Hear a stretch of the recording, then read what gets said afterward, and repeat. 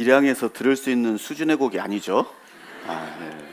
네. 찬양 특송 감사합니다. 함께 기도하시겠습니다. 천지 만물을 창조하시고 지금도 살아계셔서 인간의 생사화복을 주관하시며 인류 역사를 다스리시는 살아계신 하나님 감사합니다. 오늘 하루도 또 귀한 하루 허락해 주시고 또 열린 마음과 진실된 마음으로 진리를 찾고자 귀한 분들 이 자리에 모아주심을 감사드립니다. 오늘 하루도 또 주님께서 우리에게 가르쳐 주시는 그 말씀이 우리의 심령 가운데 깊이 새겨질 수 있도록 성령께서 각 사람의 심령 가운데 역사해 주시고 말씀을 전하는 자의 입술에도 또 주님의 지혜를 더해 주셔서 알아듣기 쉽게 전할 수 있도록 함께하여 주옵소서. 이 짧은 시간 온전히 주 하나님께 부탁드리며 우리를 사랑하시는 예수님 이름으로 기도드렸습니다.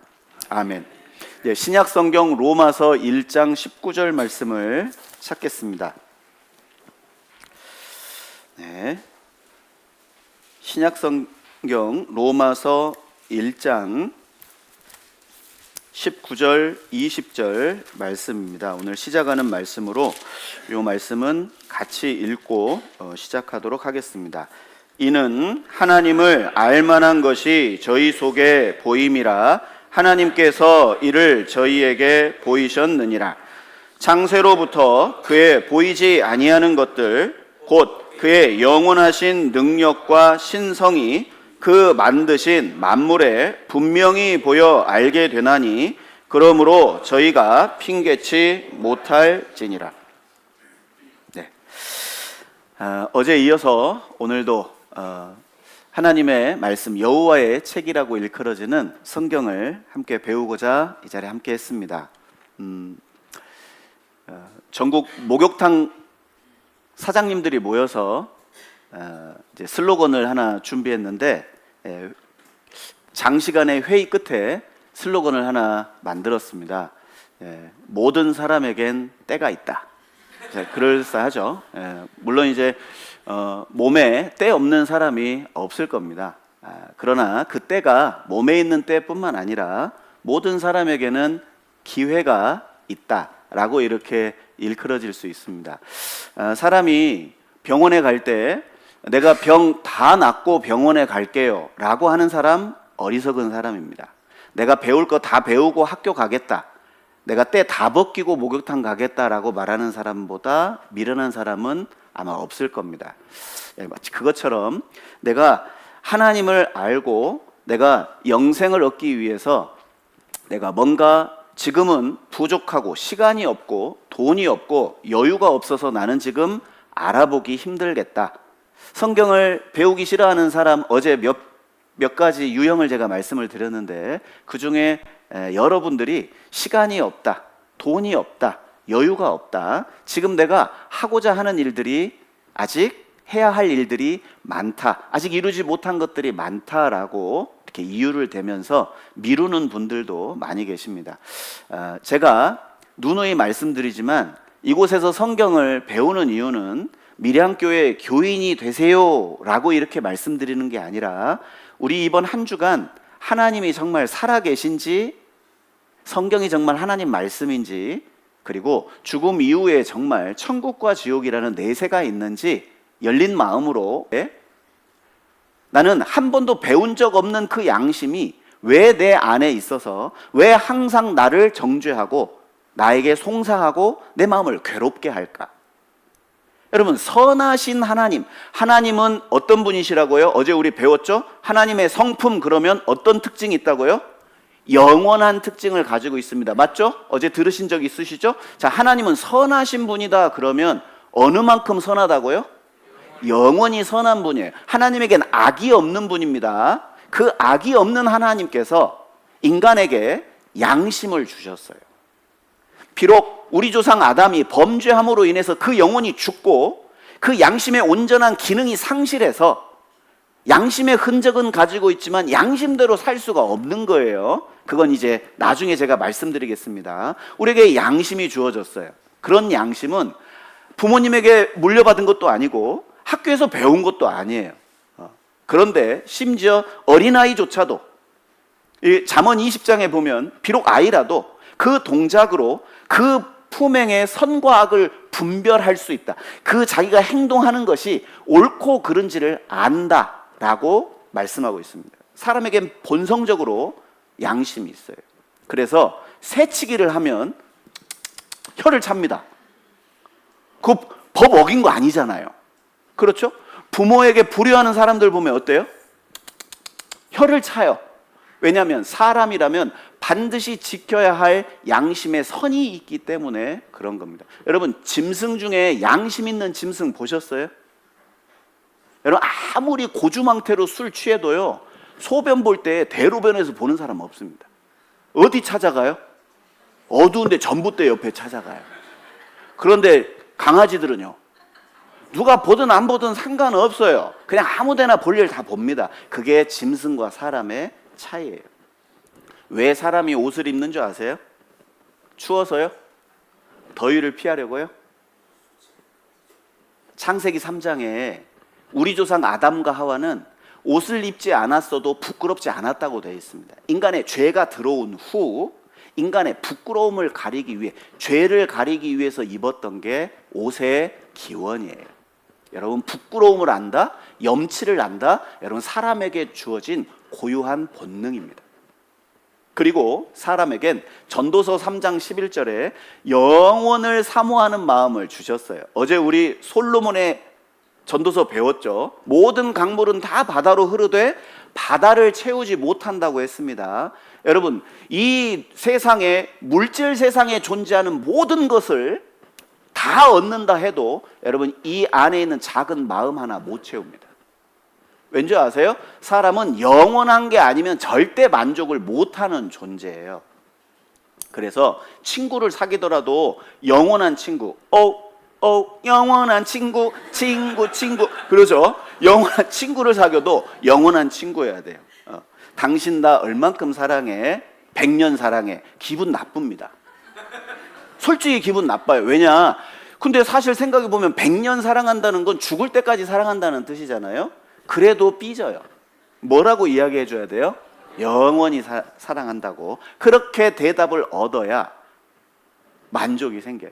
영원하다는 거, 불가능하다는 거 우리는 경험적으로 압니다. 그럼에도 불구하고 사람은 영원을 추구하는 마음이 있기 때문에 그래요. 경험적으로 우리는 내 안에 영혼이 있다는 사실을 알게 됩니다.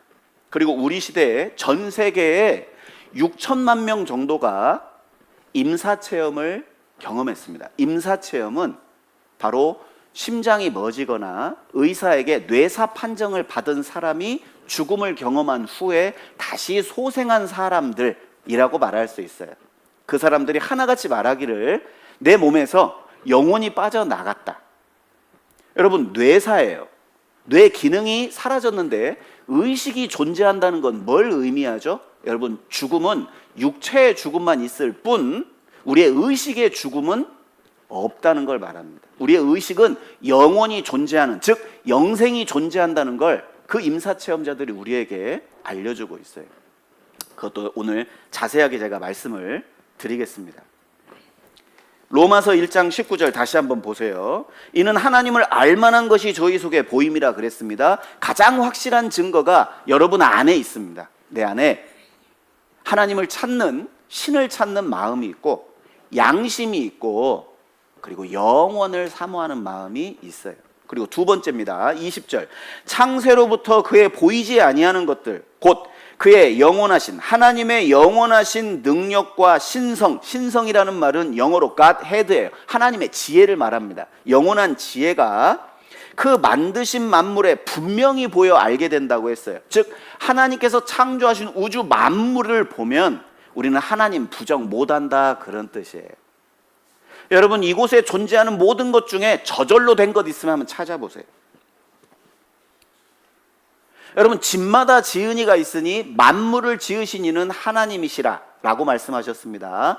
여러분, 하나님이 지으신 우주 만물의 질서와 법칙을 보면 이건 하나님을 빼놓고서는 도저히 설명이 불가능해요.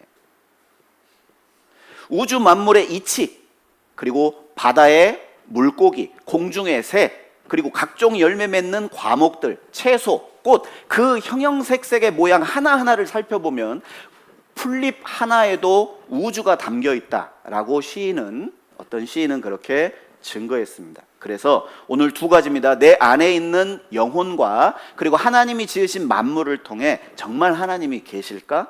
증거를 어떻게 찾아보자고요? 야무지게 찾아보자고 제가 말씀드렸습니다. 자, 첫 번째 보겠습니다. 자, 하나님이 계신다는 첫 번째 증거는 인간 속에 있는 영입니다. 방금 전에 읽었던 말씀이에요. 하나님을 알만한 것이 저희 속에 보임이라 그랬습니다. 짐승은 한 세상을 살고 끝이지만 여러분, 사람은 내세를 준비해야 됩니다. 영혼이 있기 때문입니다. 영혼 없는 몸이 죽은 것 같이 행함이 없는 믿음은 죽은 것이라. 여러분, 영혼 없는 몸이 죽은 거예요. 성경적인 죽음은 이 몸에서 영혼이 분리되는 거예요. 성경에서 소개하는 모든 죽음은 소멸이 아니에요. 끝이 아니라 분리를 설명해 줍니다. 그래서 창세기 1장 27절에 보면 사람은 정말 특별하게 지음을 받았는데 하나님의 형상대로 지어졌다, 창조됐다, 이렇게 설명하고 있습니다. 그러면 사람의 몸은 어떻게 만들어졌냐? 흙으로 만들어졌대요. 여호와 하나님이 흙으로 사람을 지으시고 생기를 그 코에 불어 넣으시니 사람이 생명이 된지라. 그럼 그 영혼이 어디 있을까? 아마 여기에 있을 거예요.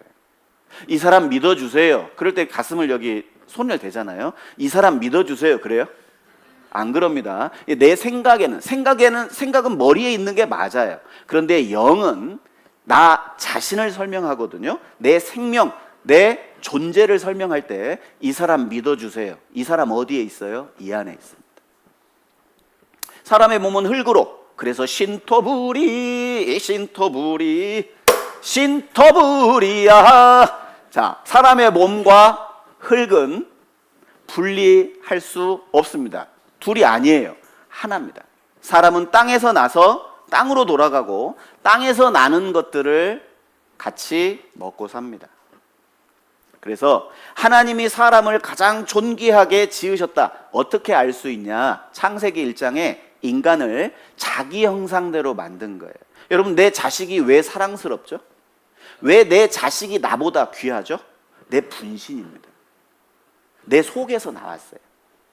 여러분, 모든 인생은 악한 사람이든 착한 사람이든 줄을 쫙 세워놔도 하나님 눈에는 하나님 형상이에요. 그 안에 양심에 털난 사람, 양심에 화인 맞은 사람, 각각 교도소에 있는 사람, 착한 일을 하는 사람 다 제각각 달라요. 우리는 다 그 사람들을 판단하고 비교하고 그리고 따지지만 하나님의 눈에는 자신의 형상을 닮은 존재일 뿐이에요. 그래서 지금도 악인이든 선인이든 상관없이 햇빛과 공기와 물을 공급해 주십니다. 그게 하나님이세요. 사람이 죽기 직전까지 그는 하나님의 보호와 하나님의 은혜와 하나님의 사랑 속에 살아가고 있다는 걸 아셔야 됩니다. 그래서 아버지가 아들을 볼 때 이렇게 사랑스러운 눈빛으로 봐요. 왜요? 내 분신이에요. 나예요. 넌 나야. 자, 흙으로 아담을 만드시고 생기를 그 코에 불어 넣으십니다. 이렇게 됐어요. 자, 몸은 흙인데 하나님의 형상인 영을 집어넣으니까 생각도 하고 말도 하고 신을 찾고 신과 올바른 관계를 맺고 그와 대화하며 양심을 가지며 그리고 영원을 사모하는 삶을 살아갑니다. 여러분, 우리의 존재 자체가 하나님이 살아계시다는 걸 가장 확실히 증거하고 있는 거예요. 그래서 성경에 보면 영혼을 지으신 여호와 이렇게 표현하고 있습니다. 영혼을 만드신 분입니다. 여호와 곧 하늘을 펴시며 땅에 틱털을 세우시며 사람 안에 심령을 영혼을 지으신 자. 그리고 마태복음 10장 28절에 몸은 죽여도 영혼은 능히 죽이지 못하는 자들을 두려워하지 말고. 이 세상은 육신은 누군가에게 생명을 빼앗길 수 있어요. 그러나 영은 절대 빼앗기지 않습니다. 오직 몸과 영혼을 능히 멸하실 수 있는 분은 여호와 하나님이시다. 그래서 데살로니가전서 5장 23절에 사람은 영과 혼과 몸으로 이루어져 있다. 자, 한번 보세요. 어떤 차이가 있나요? 비슷해 보이잖아요. 생긴 건 진짜 원숭이에서 진화됐을까? 비슷해 보이잖아요. 그런데 짐승에게는 없는 영혼이 있습니다. 비슷해 보이잖아요.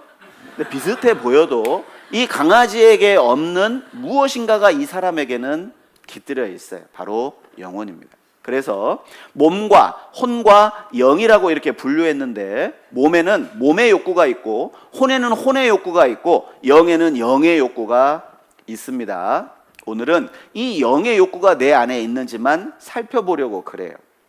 앞에 말씀드린 것처럼 종교심과 양심과 영혼을 사모하는 마음이 있다고 말씀드렸습니다. 자, 먼저 요거 한번 보죠. 동물은 몸과 혼은 있지만 영이 없어요. 혼이 있어서 사람들이 하는 행동을 그대로 따라하는 짐승들 많습니다. 뭐 앵무새도 있고, 원숭이는 트랙터도 몰고 수상스키도 타요. 수상스키 타보셨어요? 원숭이도 그건 해요. 트랙터 못 모는 분이 여기 대다수일 거예요. 그런데 원숭이는 가르쳐주면 다 합니다. 그런데 딱 한 가지, 기도를 못 해요. 원숭이가 자기 조상 원숭이 섬기는 거 보셨어요? 신을 찾고 기도한다? 그런 의식이 전혀 없습니다. 짐승은 외국어가 필요 없어요. 짐승들은 서로 의사소통하는 것처럼 보이지만 의사소통이 아니라 부르짖는 거예요. 한국 고양이나 미국 고양이나 부르짖는 소리는 똑같잖아요. 외국어가 없습니다. 그래서 사람이 생각하기를, 보세요. 사람에게는 종교심이 있다고 그랬잖아요. 비가 안 오면 지자체에서 뭐 하냐? 기우제 합니다. 기우제. 예. 여기 제가 신문에 나온 기우제를 다 모아봤거든요. 충청도, 강원도, 경북, 그리고 영월, 고창, 충남, 할 것 없이 다 찾아요. 비 안 오면 반드시 하늘에게 구합니다. 비를. 사람에게 다 있는 본성이에요. 한 초등학교 아이가 엄마를 잃었습니다. 이제 병으로 엄마를 잃었는데, 이제 아버지와 함께 제주도에 내려가서 시를 쓰기 시작했어요. 제가 어제 말씀드린 것처럼 어리면 어릴수록 본능에 가깝다고 말씀드렸잖아요. 이 아이가 시를 썼는데 어떤 시를 썼냐 한번 여러분, 하루는 끝이 있지만 영혼은 끝이 없어. 시간은 끝이 있지만 희망은 끝이 없다고 이 아이가 엄마를 생각하면서 지은 시예요. 어떤 두 사람이 길을 가다가 풀밭에 누워서 편히 자고 있는 소를 봤어요. 그리고 두 사람이 소원을 빕니다. 신이시여, 우리도 소가 되게 해주세요. 참 만사 편하게 저기 쉬고 있는 소처럼 아무 걱정 근심 없이 살게 해주세요. 소원이 이루어졌어요. 둘 다 소가 된 거예요, 그 순간. 그런데 문제가, 한 사람은 몸도 소인데 마음도 소가 됐어요. 너무 편해요. 염을 씹어 먹고 되새김질하고 밥 갈으라면 밥 갈고 해 떨어지면 또 자고 너무 편했어요. 그런데 한 사람은 몸은 소가 됐는데 마음은 그대로 사람이에요. 너무 불편한 거예요. 왜? 나는 왜 여기서 밥 갈고 있지? 내 마음은 왜 이렇게 불편할까? 나는 무엇을 위해 살아야 하고 나는 어디로 가게 되는 걸까? 인생의 복잡한 근심과 걱정 속에서 하루하루를 삽니다. 생각해 보세요. 이 세상에 사는 모든 인생 중에 불편한 인생을 사는 사람이 있고 불행한 인생을 사는 사람이 있습니다. 여러분, 불행하게 사는 인생을 살면 안 돼요. 육신도 사람이라면 영도 사람이어야 됩니다. 우리는 끊임없이 무엇인가를 고민하고 생각하고, 나는 어디에서 왔고 무엇을 위해 살아야 하고 어디로 가는 것일까? 인생의 근본적인 물음, 영혼에 대한 근본적인 물음, 지금까지 살아오시면서 잃어버렸던 그 질문들을 다시 찾으셔야 돼요. 그 질문을 하게 되면 세상은 절대 편리한 세상이 안 될 겁니다. 조금 불편할 거예요. 난 왜 그러지? 내가 사람이기 때문에 겪는 불편함입니다. 여러분, 인생을 불편하게 살기는 살아도 불행하게 살아서는 절대 안 돼요. 하나님을 만나야 하고 하나님께서 주시고자 하는 영원한 것을 내가 얻을 때 비록 이 땅은 불편하지만 소망이 있는 인생, 영원히 보장된 인생을 살아갈 수 있습니다. 사람에겐 영원한 것을 주시기를 원하는데 보세요. 하나님은 영원한 영광, 면류관을 주기를 원하는데 사람은 온통 이 땅에 있는 것이 커 보이고 중요하고 관심을 기울이는 거예요. 그런데 전도서 3장 1절에 하나님 말씀하십니다. 사람에겐 영원을 사모하는 마음을 주신 거예요. 그래서 세계 최고령 할머니가 117세에 숨졌습니다. 장수의 비결을 물어봤어요. 세 가지입니다. 가족, 친구와 좋은 관계, 자연과의 접촉, 긍정적인 마인드. 그리고 숨지기 직전 그의 가족들과 지인들에게 남긴 한마디가 이겁니다. 나는 어딜 가든 행복할 거예요. 현재까지 전 세계 최장수 기록을 한 분은 122세 할머니예요. 일본에도 이런 분이 한 분 있습니다. 세계 최고령 할머니 기네스북에 올랐는데 이분 소원이 120살까지 살고 싶은 거예요. 옛날 어르신들 새해 인사하면 어때요? 새해 복 많이 받으시고 오래오래 사세요 그러면요, 빨리 가야지, 할머니 빨리 가세요 그럼 큰일 납니다. 더 살고 싶다는 거예요. 그래서 장수는 모든 인생의 꿈입니다. 18살 몸을 갖겠다 하면서 17살 아들의 피를 수혈받은 미국의 억만장자, 그리고 불로장생에 투자하는 억만장자들이 많습니다. 왜? 오래 살고자 하는 건 모든 인간의 본성이거든요.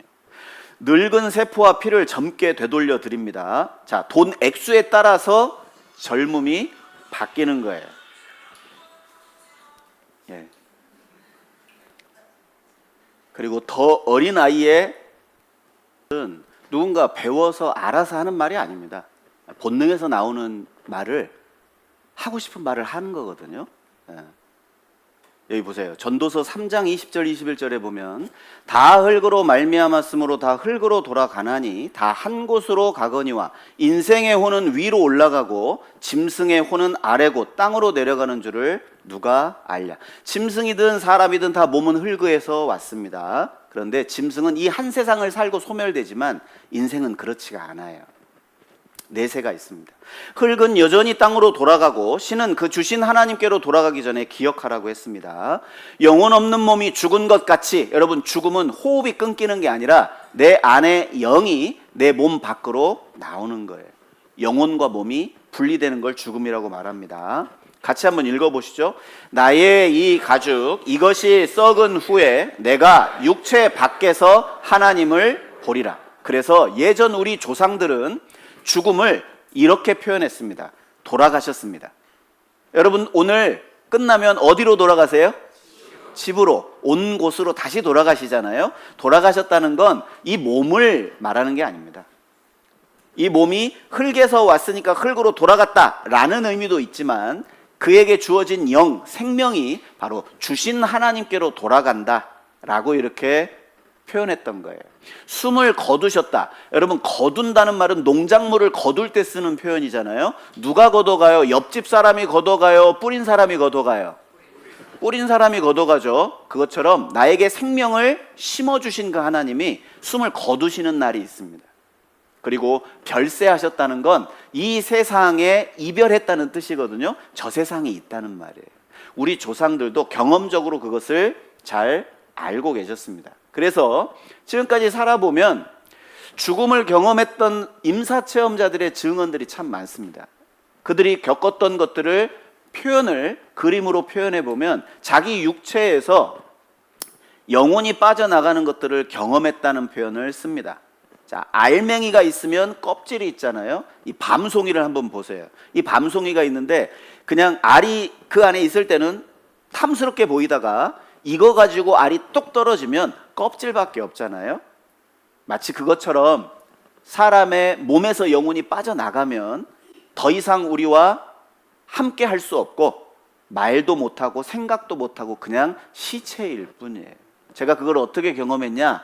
저희 아버지의 임종을 제가 직접 목격했습니다. 아버지의 체온이 느껴지고 호흡이 있을 때는 얼굴을 부대끼고 끌어안고 막 흔들어 잡히고 막 몸을 비비지만 여러분 숨이 딱 끊기잖아요. 몸에 혈기와 온기가 떨어지게 되면 무섭습니다. 여러분 숨이 그 안에 머물러 있을 때야 내 아버지지만 여러분 숨이 끊어지면 더 이상 우리와 함께 할 수 없는 시신일 뿐이에요. 사람 몸에서 영혼이 빠져나가는 걸 경험하는 사람들이 전 세계적으로 6천만 명, 너무 많다 보니까 의과대학에서 영혼을 연구하는 과가 생기고 과목이 생겼습니다. 영혼의 과목이 생겼어요. 미국의 100개 이상의 의과대학에 개설을 했습니다. 자, 그들이 말하는 공통점입니다. 첫 번째, 몸으로부터 자기 영혼이 분리됐다. 지나온 날들이 순식간에 다 드러났다.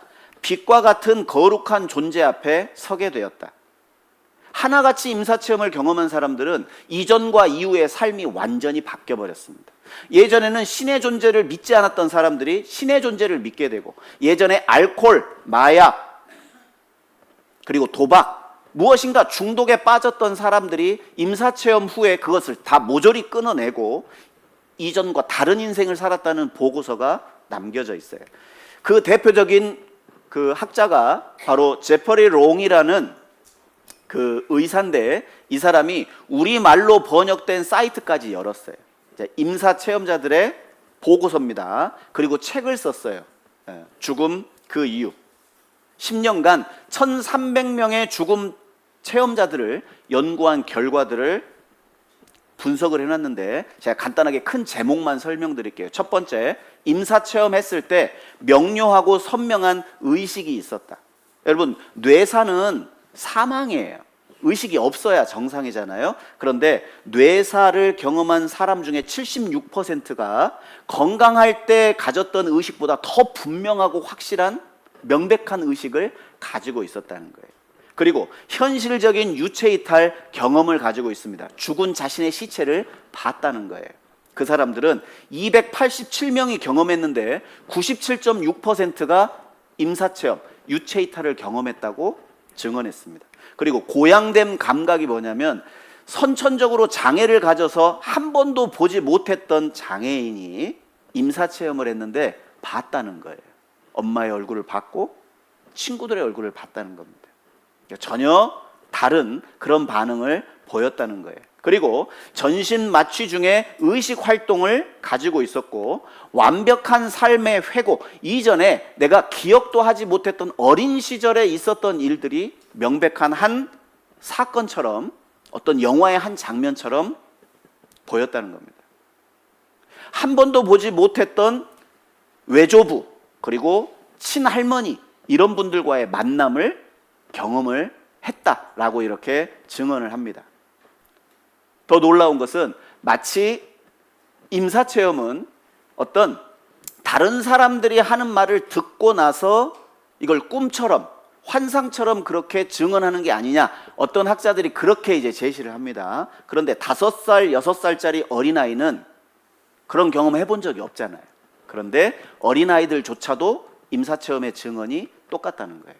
그리고 그 모든 경험이 전 세계적으로 동서양을 막론하고 많이 배웠든 못 배웠든, 후진국이든 선진국이든 할 것 없이 전 세계적으로 이루어지는 현상이라는 겁니다.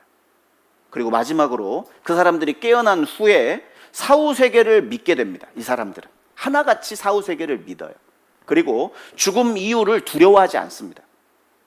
왜 우리가 죽음을 두려워하냐면 모르니까요. 모르니까.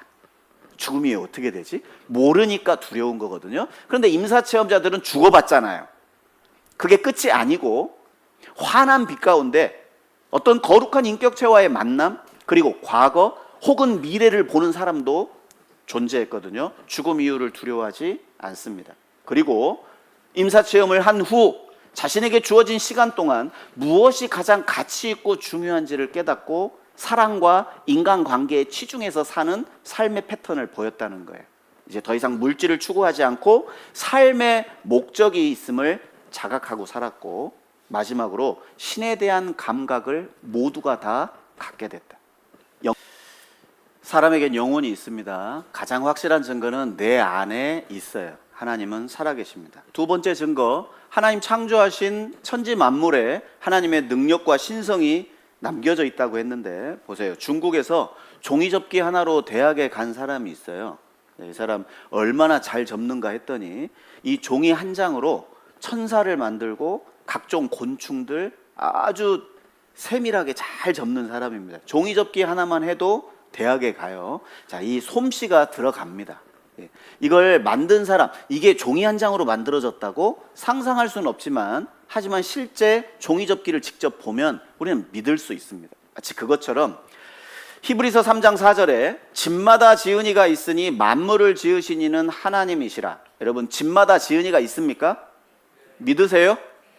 그리고 저절로 될 수는 없죠. 마치 그것처럼 이제 50%만 믿으면 돼요. 우주, 큰 집이라는 뜻인데 그 큰 집을 만드신 분이 바로 하나님이시다. 모든 각종 건물들은 지은이가 다 있습니다.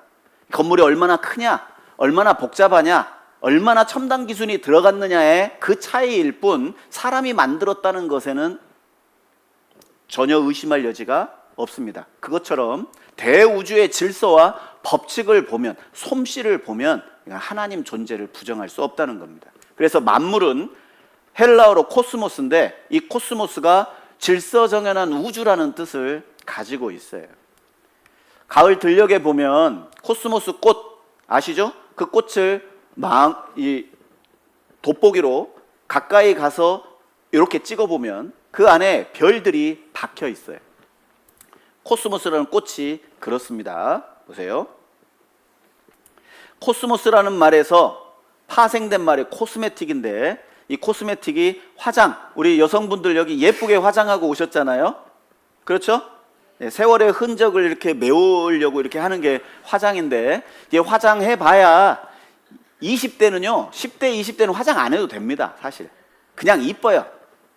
때를 따라 아름답게 하셨어요. 오히려 10대 애들이 화장하는 거 진짜 그거 보기 힘듭니다. 때를 따라 아름답게 하셨어요. 이제 30대가 되면 화장을 해요.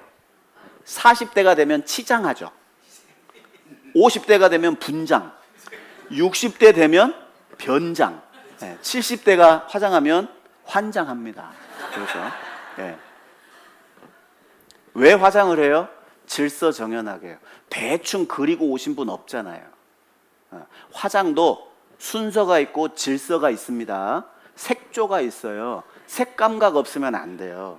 그렇게 단순하게 화장을 하는 것도 그런데, 여러분 대자연을 한번 보세요. 우주의 은하를 한번 보십시오. 그 색상, 그 질서, 그 오묘, 그 아름다움이 저절로 됐다고요? 말이 되겠어요? 생각 좀 해보세요. 생각 좀. 여러분, 우리가 딱 봤을 때 아름답다, 예쁘다라고 우리가 판단하는 이유가 뭔지 아세요? 질서와 법칙입니다. 그럼 질서와 법칙이 없으면 아름답게 절대 안 보여요. 질서와 법칙은 자연스럽게 우연히 절대 안 됩니다. 그래서 창세기 1장 1절에 태초에 하나님이 천지를 창조하셨다고 선포하신 거예요. 믿든 말든 이해하든 안 하든 상관없어요. 성경은 처음부터 우리의 이해를 구하는 책이 아니에요. 처음부터 하나님이 모든 걸 하셨다고 선포하는 책이 성경입니다. 창세기 1장에는 천지를 6일 동안 창조하시는데, 첫날 빛을 지으시고, 둘째 날 궁창, 그리고 궁창 위의 물, 궁창 아래의 물, 셋째 날 땅이 육지가 드러나게 해서 식물이 자라게 하십니다. 넷째 날 이 식물이 열매를 맺으려면 해와 달과 별들이 분정을 해야 돼요. 그리고 다섯째 날 공중의 새, 바다의 물고기를 만드십니다. 여섯째 날 들짐승들을 만들고 곤충을 만들고 제일 마지막에 사람을 만드셨어요. 여러분 얼마나 질서정연한지 모릅니다. 여러분 토끼 한 마리가 살려면 뭐가 있어야 돼요? 토끼 한 마리 살려면 땅이 있어야 돼요. 토끼는 토끼풀 먹어야죠. 풀이 자라려면 땅이 있어야 될 거 아니에요. 그렇죠? 땅에서 식물이 자라려면 뭐가 있어야 돼요? 낮과 밤, 시간의 흐름이 있어야 자랄 거 아니에요. 여러분 모든 게 우연이 아니라, 저절로가 아니라 설계와 계획대로 지어졌다는 거예요. 그래서 지금부터 정말 하나님이 창조하신 게 맞는지 하나씩 봅니다. 창세기 1장에 보면 각기 종류대로 만드셨다는 말씀이 10번 나와요. 각기 종류대로, 각기 종류대로. 자, 진짜인지 아닌지 제가 보여드릴게요. 자, 맞춰보세요. 뭐예요? 첫 번째, 배추, 무, 마늘, 고추, 파, 생강. 각기 종류대로 주셨어요. 이거 왜 주셨을까요? 누구 먹으라고요? 예? 누구 먹으라고? 나요. 각각 먹으면 맛이 좀 그래요. 그래서 이거 담궈 먹으라고. 담궈 먹으라고 다 주셨어요. 각기 종류대로. 보세요. 자, 달래, 냉이, 취나물, 쓴바귀, 쑥, 참나물. 원추리 나오죠. 원추리, 두릅, 돈나물. 여기는 뭐라고 하는지 모르겠습니다. 돌나물이라고도 합니다. 고돌빼기, 미나리, 산마늘. 그렇죠? 네. 우리 명이라고도 하잖아요. 곰취, 봄동, 곤드레, 비름, 머위, 방풍. 각기 종류대로입니다. 여러분, 이 땅에 있는 식물들, 여러분, 우리가 사람들이 아는 종류만 30만 종이에요. 각기 종류대로 만드셨습니다. 자, 각 봄, 여름, 가을, 겨울 나오는 과일들 때에 따라 아름답게 하셨어요. 영국에서 닭이 먼저냐 달걀이 먼저냐 이거 이제 논쟁이 붙었어요. 내가 한번 물어볼게요. 여쭤볼게요. 닭이 먼저인가요? 달걀이 먼저인가요? 예, 뭐 달걀이다, 닭이다. 자, 닭은 어디에서 왔어요? 아니, 닭이라고 대답하신 분 대답해 보세요. 닭은 어디에서 왔어요? 예? 닭알. 예. 아니, 분명히 창세기 1장에 종류대로 지으셨다고 제가 말씀드렸잖아요. 성체로 다음 세대를 유전하고 다음 세대를 생산할 수 있는 성체로 하나님이 만드셨어요. 자, 그게 지금까지 풀리지 않은 의문이었어요. 그런데 영국의 셰필드 대학과 워릭 대학의 연구팀이 조사를 했습니다. 슈퍼컴퓨터를 동원해서 연구를 했는데 우리 시대의 답을 밝혀냈어요. 뭐냐? 달걀 껍질에 해답이 있었어요. 달걀 껍질은 오버클레디딘 17이라는 특수한 단백질로 이루어져 있는데 지구상에 닭 껍질에만 있어요. 야, 그러면 이 단백질이 도대체 어디에서 왔냐? 연구해 보니까 닭의 난소에서만 만들어집니다. 닭의 난소가 없으면 달걀이 생겨요? 못 생겨요? 못 생깁니다. 그래서 이렇게 신문 기사에도 났어요. 닭이 먼저냐 달걀이 먼저냐 답 나왔다. 오늘 잘 오셨죠? 잘 오셨습니다. 이거 얻어가는 거라도 하나 있잖아요. 네. 하나님 지으신 만물을 보면 성경에 있는 기록된 그대로 하나님이 지으신 게 맞아요. 그래서 하나님이 이렇게 말씀하십니다. 너희는 눈을 높이 들어 누가 이 모든 것을 창조하였나 보라. 확인해 보라는 거예요. 눈을 높이 들어 누가 이 모든 것을 창조하였나 보라. 잘 꾸며진 정원이 있어요.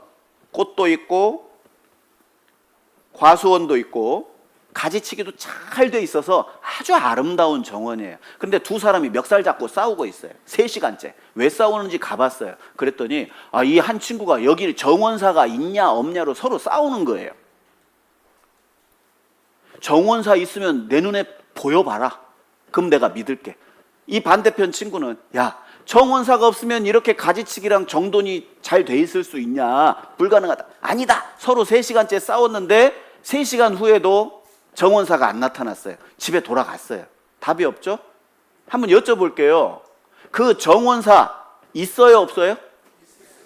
어떻게 하세요? 안 보이는데.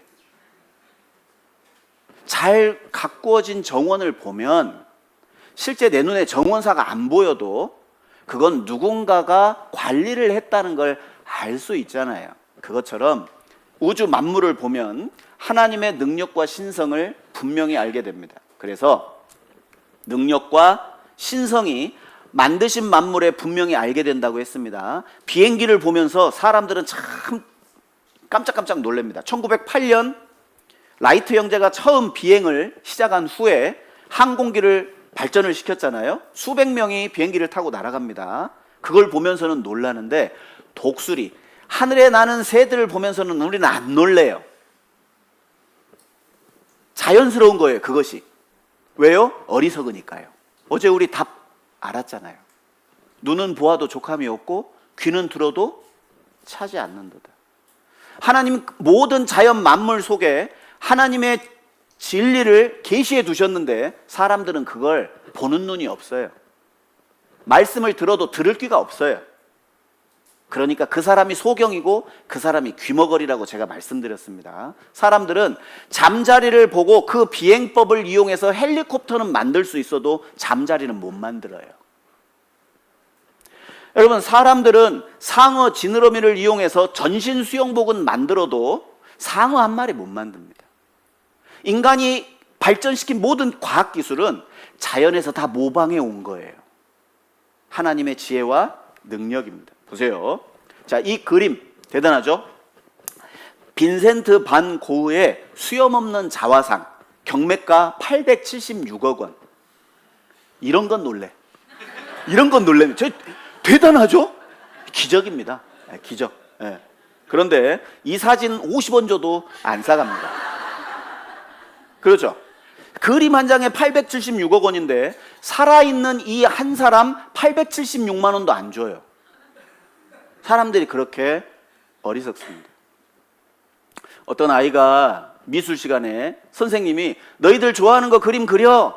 그리고 1시간 후에 그림을 받았어요. 봤더니 제각각 그림을 다 그려왔는데 자신들이 좋아하는 걸 그려왔어요. 그런데 한 녀석이 그냥 새까만 크레용으로 도화지를 꽉 채워가지고 가져왔어요.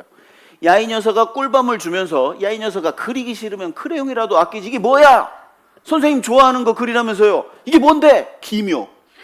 김. 다 생각이 있어서 그린 거예요. 그 아이들도. 자, 제가 정말 놀라운 사실 하나 보여드릴게요. 우리가 보는 나무, 꽃, 왜 예쁘게 보일까? 왜 아름답게 보일까? 아마 한 번도 생각 안 해보셨을걸요? 미국의 유치원에서 아이들에게 그림책을 줍니다. 반대편 그림을 채우시오. 어떻게 그릴까요? 정확한 대칭으로 그립니다. 아무렇게나 그리는 애들 또라이 빼고는 없어요. 우리가 어린 시절 미술 시간에 데칼코마니 기억하세요? 한쪽 그림, 한쪽 도화지에 물감을 그리고 딱 접었다가 펴면 똑같은 대칭의 모양이 나오잖아요. 그런데 놀랍게 모든 꽃잎이 대칭입니다. 그래서 예쁜 거예요. 들쑥날쑥 아무렇게나 생긴 게 아니에요. 모든 게 대칭입니다. 얼룩 말도 그렇고요. 호랑이도 그렇고요. 심지어 사람의 손도 그렇고요. 왜 얼굴이 잘생겼냐 못생겼냐 그걸 판단하는 줄 아세요? 대칭이 안 되니까 그런 거예요. 어린 시절 죄송합니다. 어린 시절 눌리고 막 깎이고 그러면 대칭이 안 이루어지는 거예요. 건물도 마찬가지입니다. 건물도 정확한 좌우 대칭일 때 굉장히 아름답고 멋지게 보이는 거예요. 이게 저절로 아름다워졌을까? 하나님이 아름답게 만드셨을까? 여러분, 이 꽃잎도요, 꽃잎 개수도 질서와 법칙입니다. 혹시 들어보신 분 계시겠지만 꽃잎은 하나짜리 꽃잎이 있어요. 꽃이 있습니다. 그리고 2개의 꽃잎이 있고요. 3개의 꽃잎이 있고요. 4개는 없어요. 그 다음 5개입니다. 그 다음 8개예요. 7개 꽃잎 없습니다. 법칙입니다. 바로 이전의 수와 지금 현재의 수를 더하고 다음 수를 만드는 게 피보나치 수열인데 0, 1, 그리고 1, 그리고 2, 3, 5, 8, 13. 꽃잎 개수가 질서적으로 법칙적으로 생겼다니까요. 안 놀래요. 876억 원 놀래고 이런 건 안 놀래. 그런데 더 놀랍게요. 모든 꽃잎이 개수에 상관없이 햇빛을 가장 많이 받을 수 있는 구조로 꽃잎이 이루어져 있어요. 그것이 137.5도입니다. 꽃잎 하나 137.5도, 137.5도, 137.5도. 그것이 계속 이어지면 꽃잎이 아무리 많아도 모든 꽃잎이 햇빛을 받을 수 있는 구조로 이루어져 있어요. 질서와 법칙입니다. 저절로요? 절대 있을 수 없죠. 그래서 어린아이들이 보는 애니메이션 겨울왕국에 보면 가사 중에 My soul is sprawling in frozen fractals around라는 가사가 있어요. 프랙탈이라는 단어가 나오는데 이 프랙탈 구조가 뭐냐? 얼음의 결정체가 그렇다는 거예요. 얼음의 결정체를 현미경으로 찍어보면 일부분의 모양과 전체의 모양이 정확히 일치합니다. 그런데 놀랍게도 모든 자연계의 나무, 풀잎, 모든 구조가 프랙탈이에요. 전체의 모양과 부분의 모양이 정확히 일치합니다. 눈꽃송이도 그렇죠. 모든 나무, 종류, 고사리의 이파리, 그리고 브로콜리, 초장 찍어보면 맛있죠. 그리고 공작의 날개, 양배추의 구조, 모든 나무, 나뭇잎의 그 갈라짐, 그리고 문어의 다리, 참문어 같네요. 맛있겠다. 그리고 사람의 폐, 그리고 선인장의 이파리, 그리고 번개의 모양, 앵무조개, 그리고 그 조개의 형태들, 그 모든 것이 다 프랙탈 구조로 되어 있어요. 질서와 법칙입니다. 황금 비율로 모든 게 이루어져 있어요. 이게 저절로 생겨났을까? 한번 보세요. 얼음의 결정체 어떤 모양인지 보겠습니다. 여러분, 하나님은 모든 만물을 지으실 때 영화롭고 광대한 모습만 만드신 게 아니라 정말 모래 알갱이 하나도 섬세하게 만드신 분이에요. 눈송이 하나하나를 보면 알 수 있습니다. 여기 앉아있는 각 개인의 특징, 그리고 각 개인의 그 존귀함을 하나님이 그대로 그 특성에 맞게 이 땅에 지어주셨어요. 그리고 우리가 살고 있는 이 지구도 저절로 이루어질 수 없습니다. 여호와는 하늘을 창조하신 하나님이시며 땅도 조성하시고 경곡케 하시되 헛되이 창조치 아니하시고 사람으로 거하게 지으신 자신이라. 여기 이 말씀 보시면 경곡케 만드셨대요. 여러분, 지구가 6조 톤의 10억 배예요. 무게가. 계산이 안 됩니다. 엄청 무겁죠? 그런데 경험적으로 우주선이 우주 밖에 나가서 지구를 찍었더니 공중에 매달려 있어요. 줄이 없어요. 태양과 달, 각 별들의 인력에 의해서 우주 공간 안에 떠 있습니다. 욥기 26장 7절에 공중에 매달아 놨다는 말씀 그대로 3,500년 전에 기록한 성경 안에 지구가 아무것도 없는 빈 공간에 떠 있다라고 하나님은 밝혀주셨어요. 어제 말씀드렸죠? 하루에 1660km로 지금 지구가 자전하고 있습니다. 진동을 전혀 못 느껴요. 여러분, 제 차는 좋은 차예요. 제 차 좋아요. 그런데 시속 120km만 밟으면 핸들이 떨려서 속도를 줄여야 됩니다. 진동이 느껴지거든요. 좋은 차라니까요, 제 차가. 그런데 1660km인데 진동을 못 느끼고 있어요. 그리고 총알의 30배 속도로 지금 공전하고 있는데 전혀 속도감도 느낄 수 없어요. 하나님이 견고하게 지으셨어요. 지구는 사람이 살기에 안성맞춤의 집입니다. 진화론을 주장하고 신을 믿지 않는 과학자들조차도 지구와 우주의 운행을 보면, 질서와 법칙을 보면 이건 저절로 될 수 없다라고 이렇게 말합니다. 과학자들이 말하기를 지구상에 생명체가 존재하려면 약 20만 가지 조건이 정교하게 조정이 되어야 돼요. 그 중에 한 가지의 조건만 어긋나면 인류는 멸종입니다.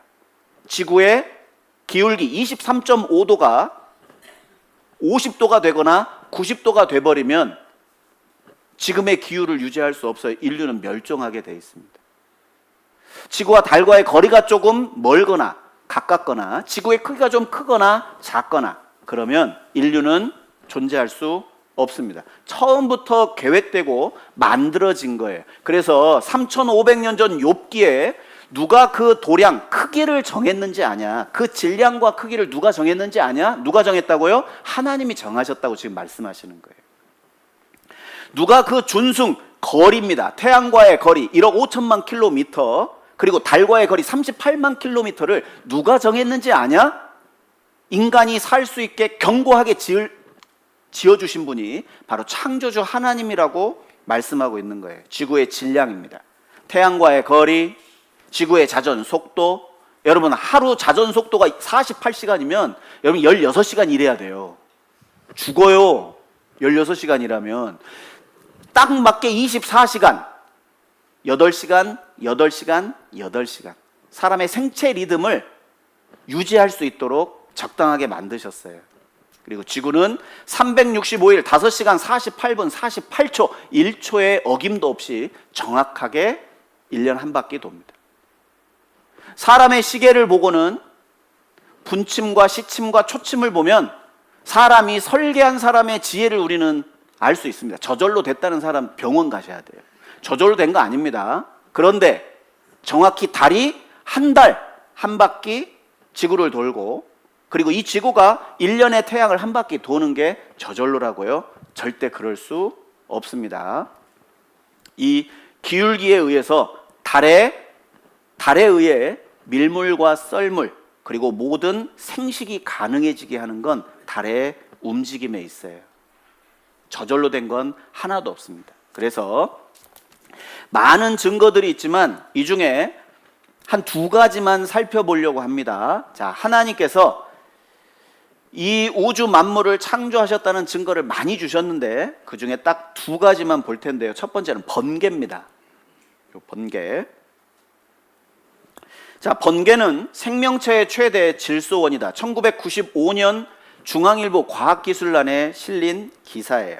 그런데 놀랍게 3,500년 전 성경에 번개를 주신 목적을 설명하고 계십니다. 자, 같이 한번 읽어보시죠. 그가 번갯빛으로 자기의 사면에 두르시며 바다 밑도 가리우시며 이런 것들로 만민을 징벌하시며 이런 것들로 식물을 풍비히 주시느니라. 자, 번개를 주신 2가지 목적이 있는데 첫 번째는 징벌이에요. 징벌입니다.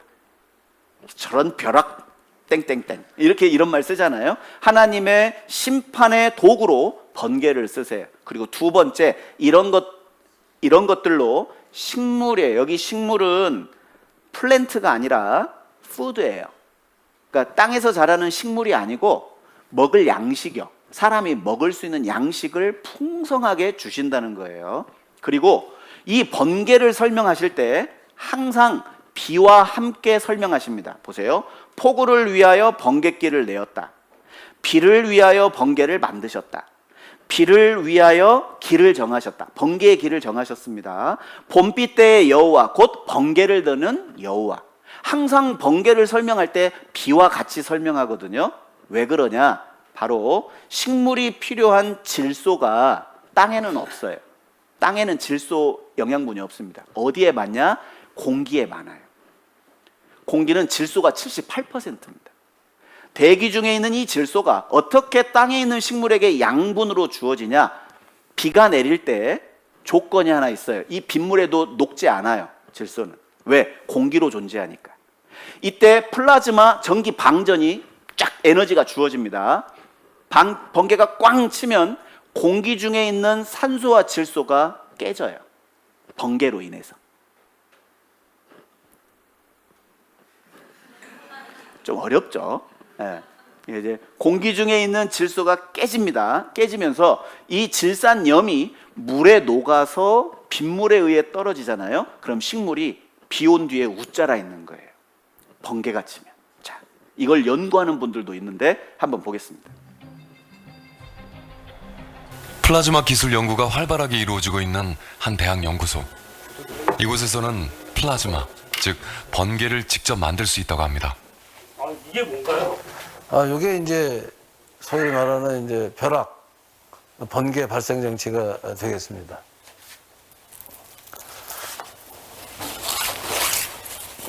이게 이제 땅이 되겠고요. 이게 이제 구름이 되겠습니다. 구름이. 이제 구름 속에서 이제 전하가 쌓여가지고 고전압이 만들어지면 구름 속에서 이제 벼락이 쳐가지고 땅으로 떨어지는 것을 보여주는 장비가 되겠습니다. 자, 쏘겠습니다. 하나, 둘, 셋. 하나, 둘, 셋. 어이구, 카메라가 이렇게 덜컥하는 게 그렇죠. 이게 전자파가 좀 나오니까. 아, 우리 조상들도 뭐 옛날에 천둥이 오면 그 천둥 번개 치는 날에는 농사가 잘 된다는 게 속담이 있지 않습니까? 격언이 있고. 그건 맞는 얘기거든요. 비가 오면은 천둥 벼락가 치게 되면 질소가 유리돼가지고 땅 속에서 그 질소 이온이 들어가는 거죠. 질소 고정이죠. 그러면 벼락, 천둥이 많이 치게 되면 그에 따라서 식물, 농작물이 잘 되는 거죠. 그러니까 우리 선조들은 이미 그 경험으로 비 오는 날 천둥 플라스마가 치면은 농사가 잘 된다라는 걸 알고 있었죠. 실제로 그런가요? 실제도 그렇죠. 우리 저기 보이시는 이제 번개를 만들어서 씨앗 처리하면 그 씨앗은 더 다른 씨앗보다 잘 자라고 병충해에 강한 그 같은 결과를 또 갖고 있습니다. 어디서 농사나 지으시면 딱 좋을 인상인데 번개를 연구하시는 과학자입니다. 예. 여러분 실제 3,500년 전 하나님이 번개를 주신 이유를 가지고 지금 사람들은 연구에 매진하고 있습니다. 또 하나 보죠. 땅 속에 불이 있다고 3,500년 전 성경은 기록하고 있습니다. 이건 1905년 이후부터 지구의 외핵과 내핵이 차례대로 발견되면서 지구 중심이 7,000도가 넘는 태양의 표면 온도와도 같은 아주 뜨거운 불이 있다는 사실이 우리 시대에 밝혀졌거든요. 그런데 놀랍게 3,500년 전 성경에 이런 말씀이 있습니다. 지면은 식물을 내나 지하는 불로 뒤집는 것 같고. 그냥 일반적인 표현이 아니에요. 지하에 불이 있고 이런 표현이 아니라 지하는 불로 뒤집히고 있대요. 3,500년 전 이미 성경에 기록되어 있습니다. 그런데 사람들은 1905년 멘트를 발견하고 1930년 외핵, 뜨거운 불인데 액체로 되어 있다는 걸 밝혀냈어요. 지진파로. 그리고 1936년 내핵을 발견해냅니다. 이 내핵은 뜨거운 고체로 되어 있는데 놀랍게 이 코어가 회전하고 있다는 걸 밝혀냈어요. 그걸 회전하면서 뭐가 생기냐? 자기장이 생겨요.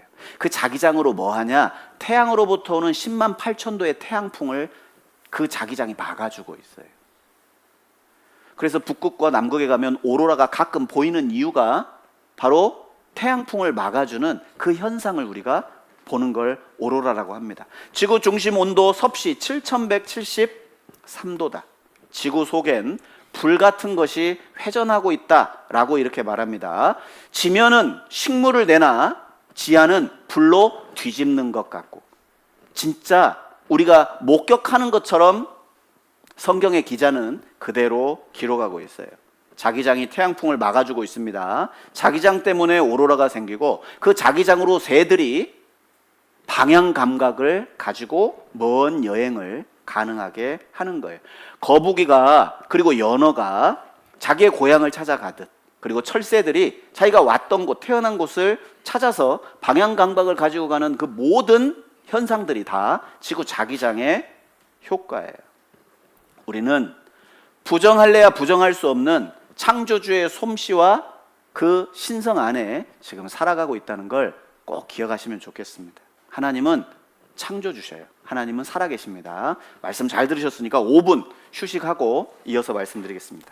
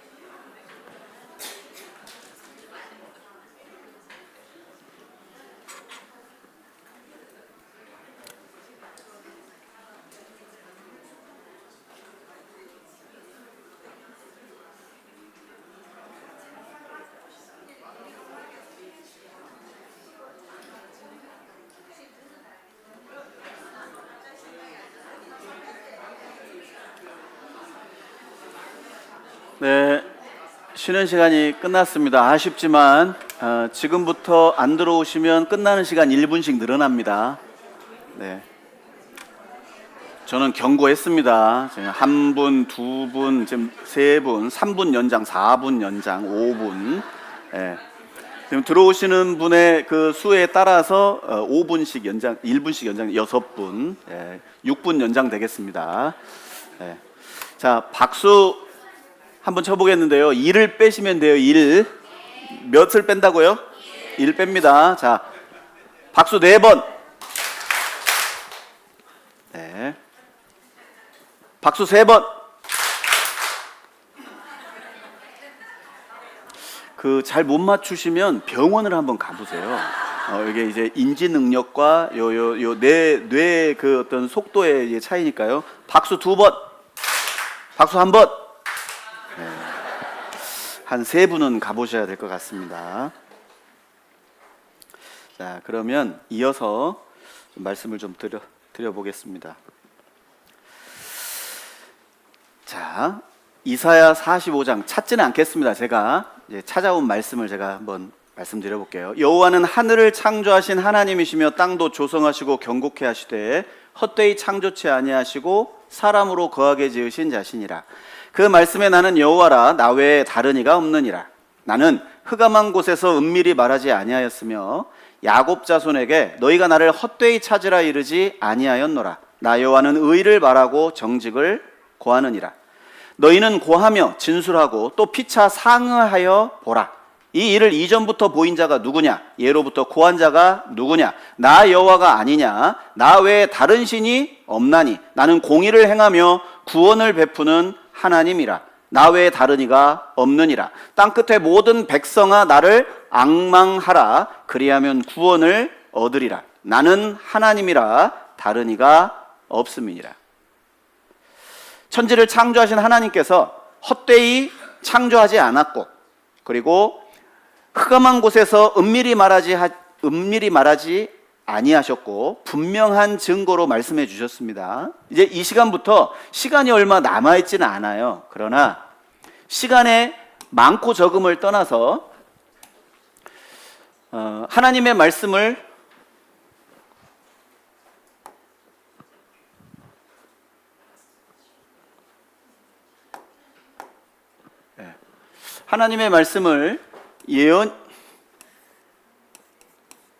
예언이라고 말씀을 하는데, 이 예언은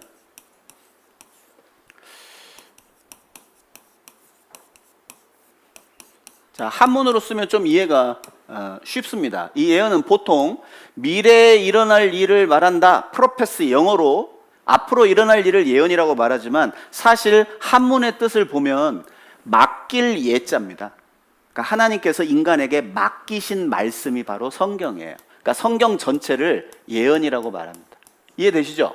우리가 이제 은행 가서 돈을 맡긴다 할 때 예금한다 그러잖아요. 그때 그 예자거든요. 그러니까 하나님께서 인간에게 맡기신 말씀이 바로 예언이다, 성경입니다. 그런데 놀랍게도 이 성경의 60%가 역사입니다. 역사가 기록되어 있는데 이 역사는 영어로 히스토리잖아요. 그런데 이 히스토리도 히스 스토리예요. 여러분, 인류 역사는 우리가 뭐 메소포타미아 문명, 그리고 이집트 문명, 헤브라이 문명, 아시리아, 바벨론, 그리고 뭐 그 페르시아, 헬라, 로마, 이런 세계사의 어떤 흐름을 우리는 역사라고 말하지만 그건 인간이 보는 인류의 역사고요. 성경은 하나님께서 역사의 기원과 종말을 처음부터 다 기록해 두셨어요. 놀랍죠? 이런 걸 놀래야 돼요. 그런 역사가 있나? 아니, 어떻게 언어도 없는 그런 문명에서 어떻게 인류의 기원을 기록하고 또 앞으로 일어나지 않는 인류의 종말을 어떻게 기록할 수 있을까? 여러분, 내일 우리는 하나님이 여호와의 증인과 종으로 선택한 이스라엘 민족의 역사를 더 자세히 배울 겁니다. 더 놀라운 건 이스라엘 민족의 역사가 시작부터 끝까지가 다 기록되어 있어요. 우리는 확인만 해보면 됩니다. 그들이 어떤 흥망성쇠의 역사를 가지고 있는지. 우리는 지금 그걸 배우려고 이 자리에 모인 건 아니에요.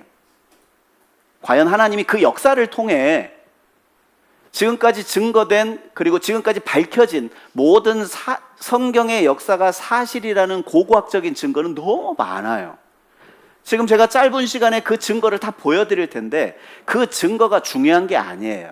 그렇다면 그 증거가 사실이라면 그 역사가 나에게 주는 의미가 무엇이냐, 그걸 깨달아야 됩니다. 그걸 아셔야 돼요.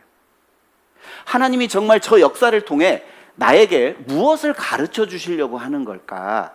오늘 방금 전에 읽었던 말씀 속에 하나님은 공의를 행하며 구원을 베푸는 하나님이라고 했습니다.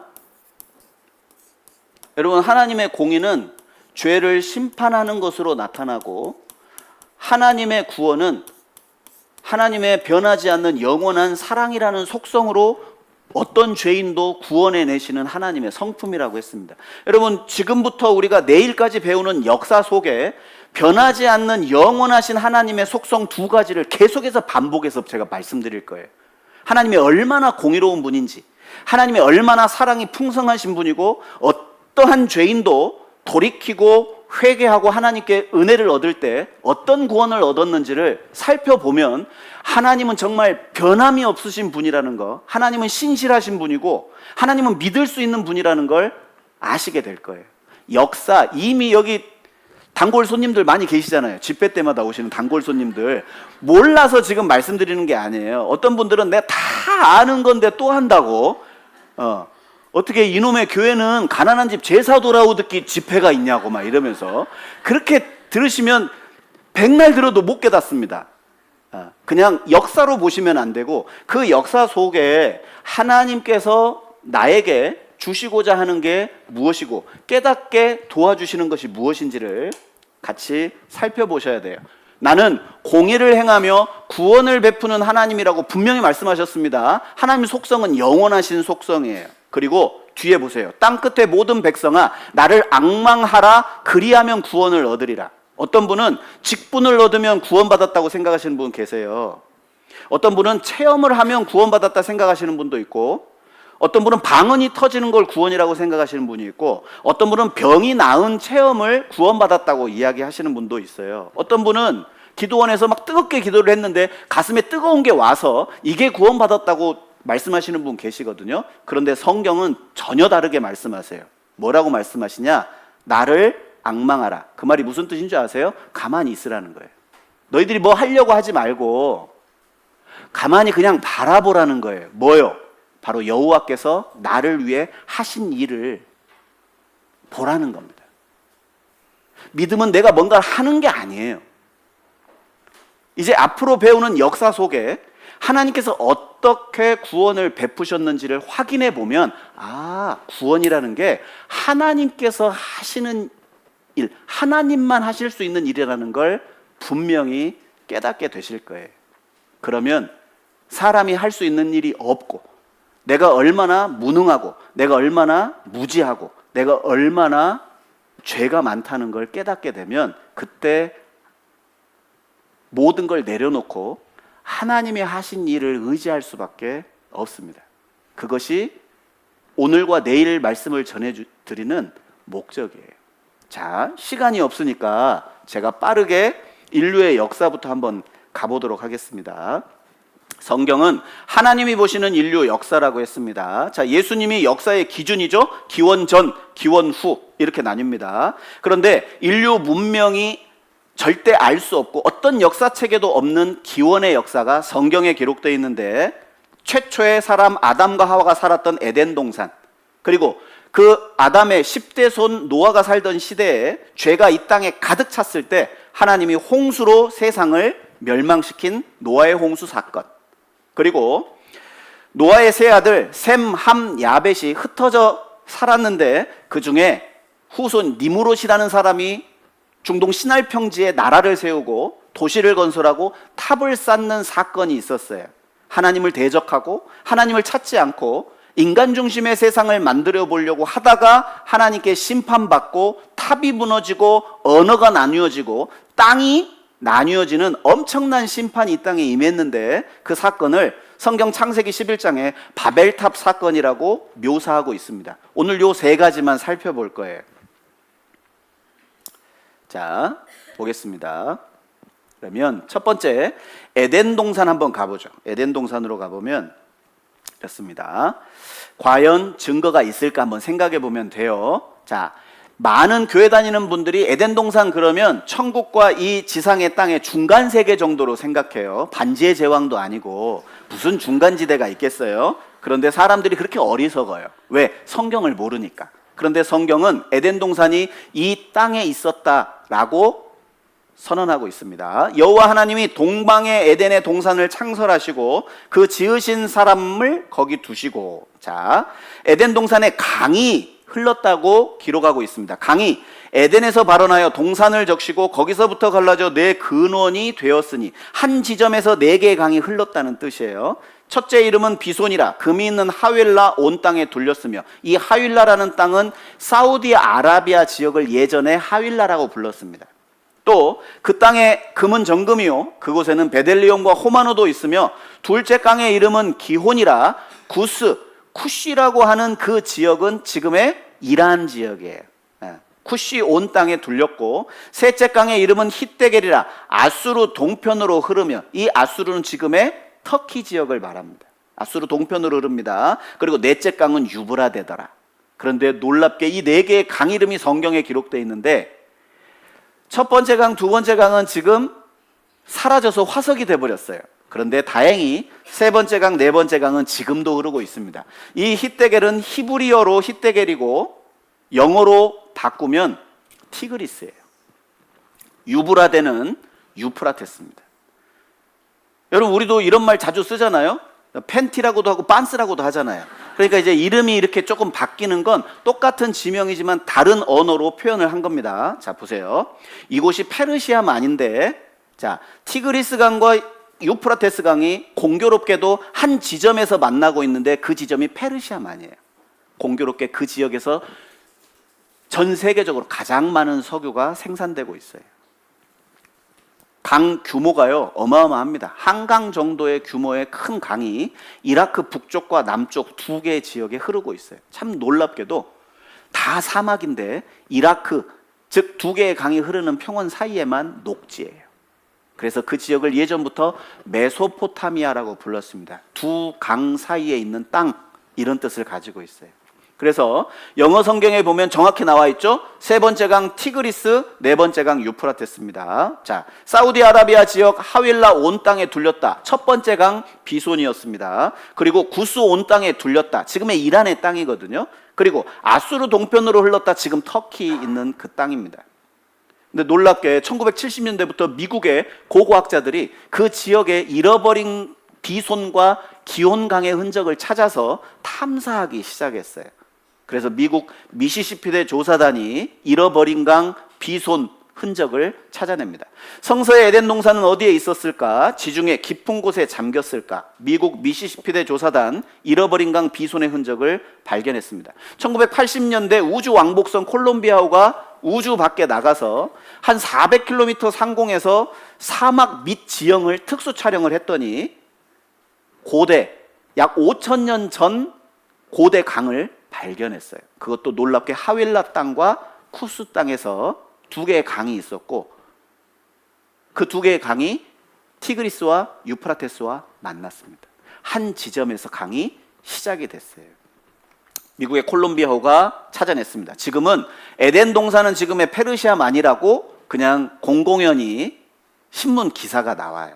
이것이 그때 특수 촬영했던 사진의 일부가 기사에 실린 겁니다. 요것입니다. 여기가 비손, 그리고 이 위쪽으로 흐르는 게 기혼, 그리고 셋째 강 히데겔, 넷째 강 유브라데. 한 지점에서 만나요.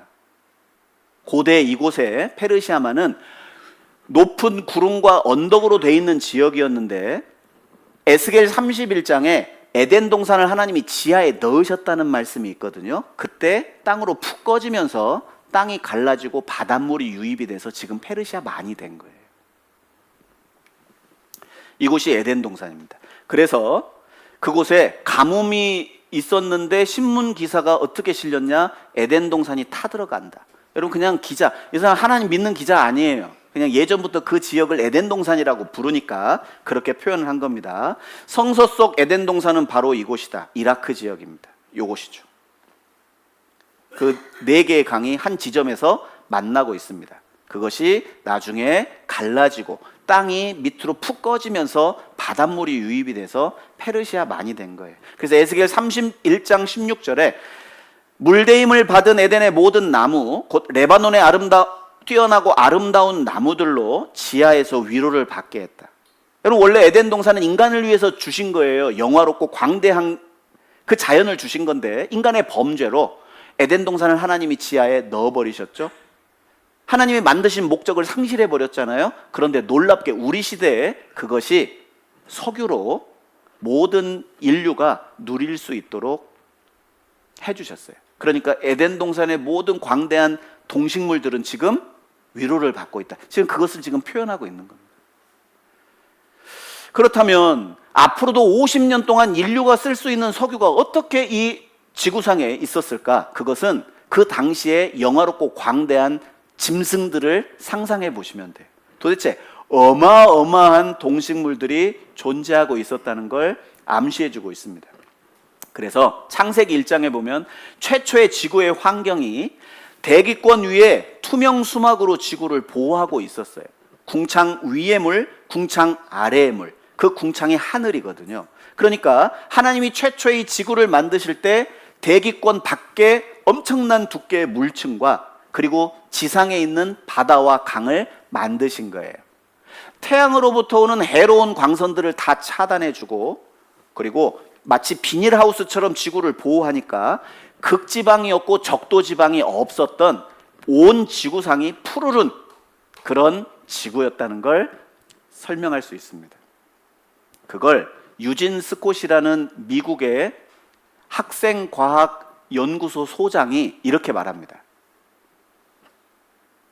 아마 이 지구의 모든 땅에 엄청난 많은 식물들이 조성되고 있었을 거다.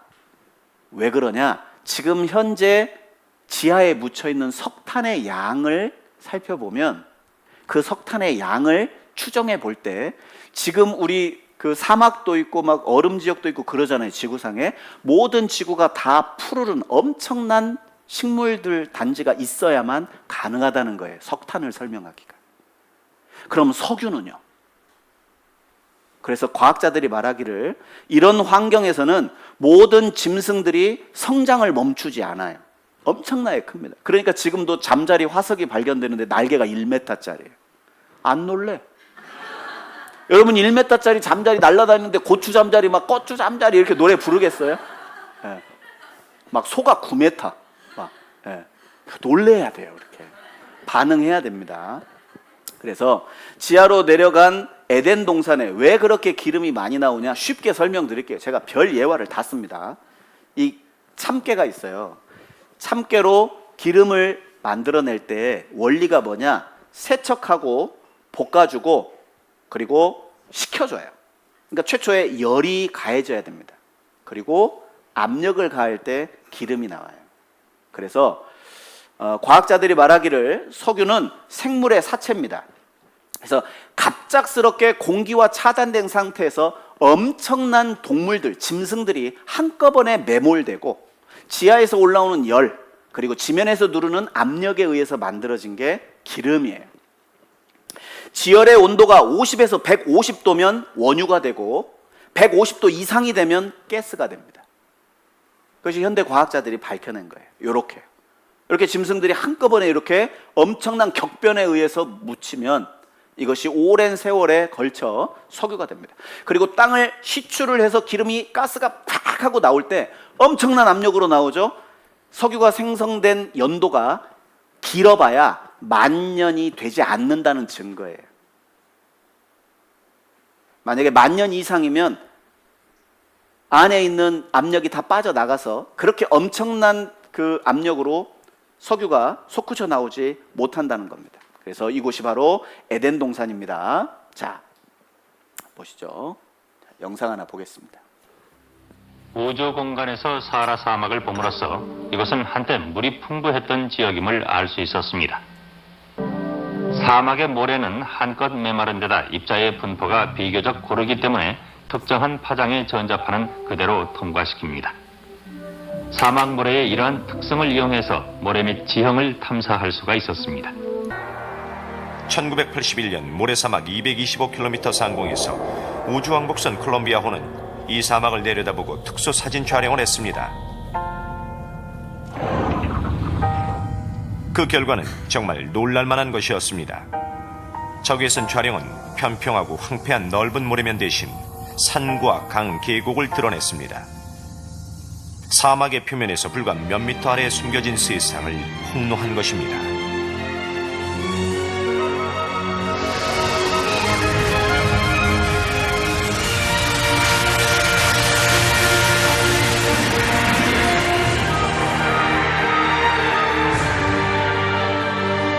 한때 푸른 강구와 초원을 가진 비옥한 사바나 지역이었음이 드러났습니다. 창세기를 보면요, 창세기의 영어 이름이 제네시스입니다. 현대 자동차 이름 아니에요.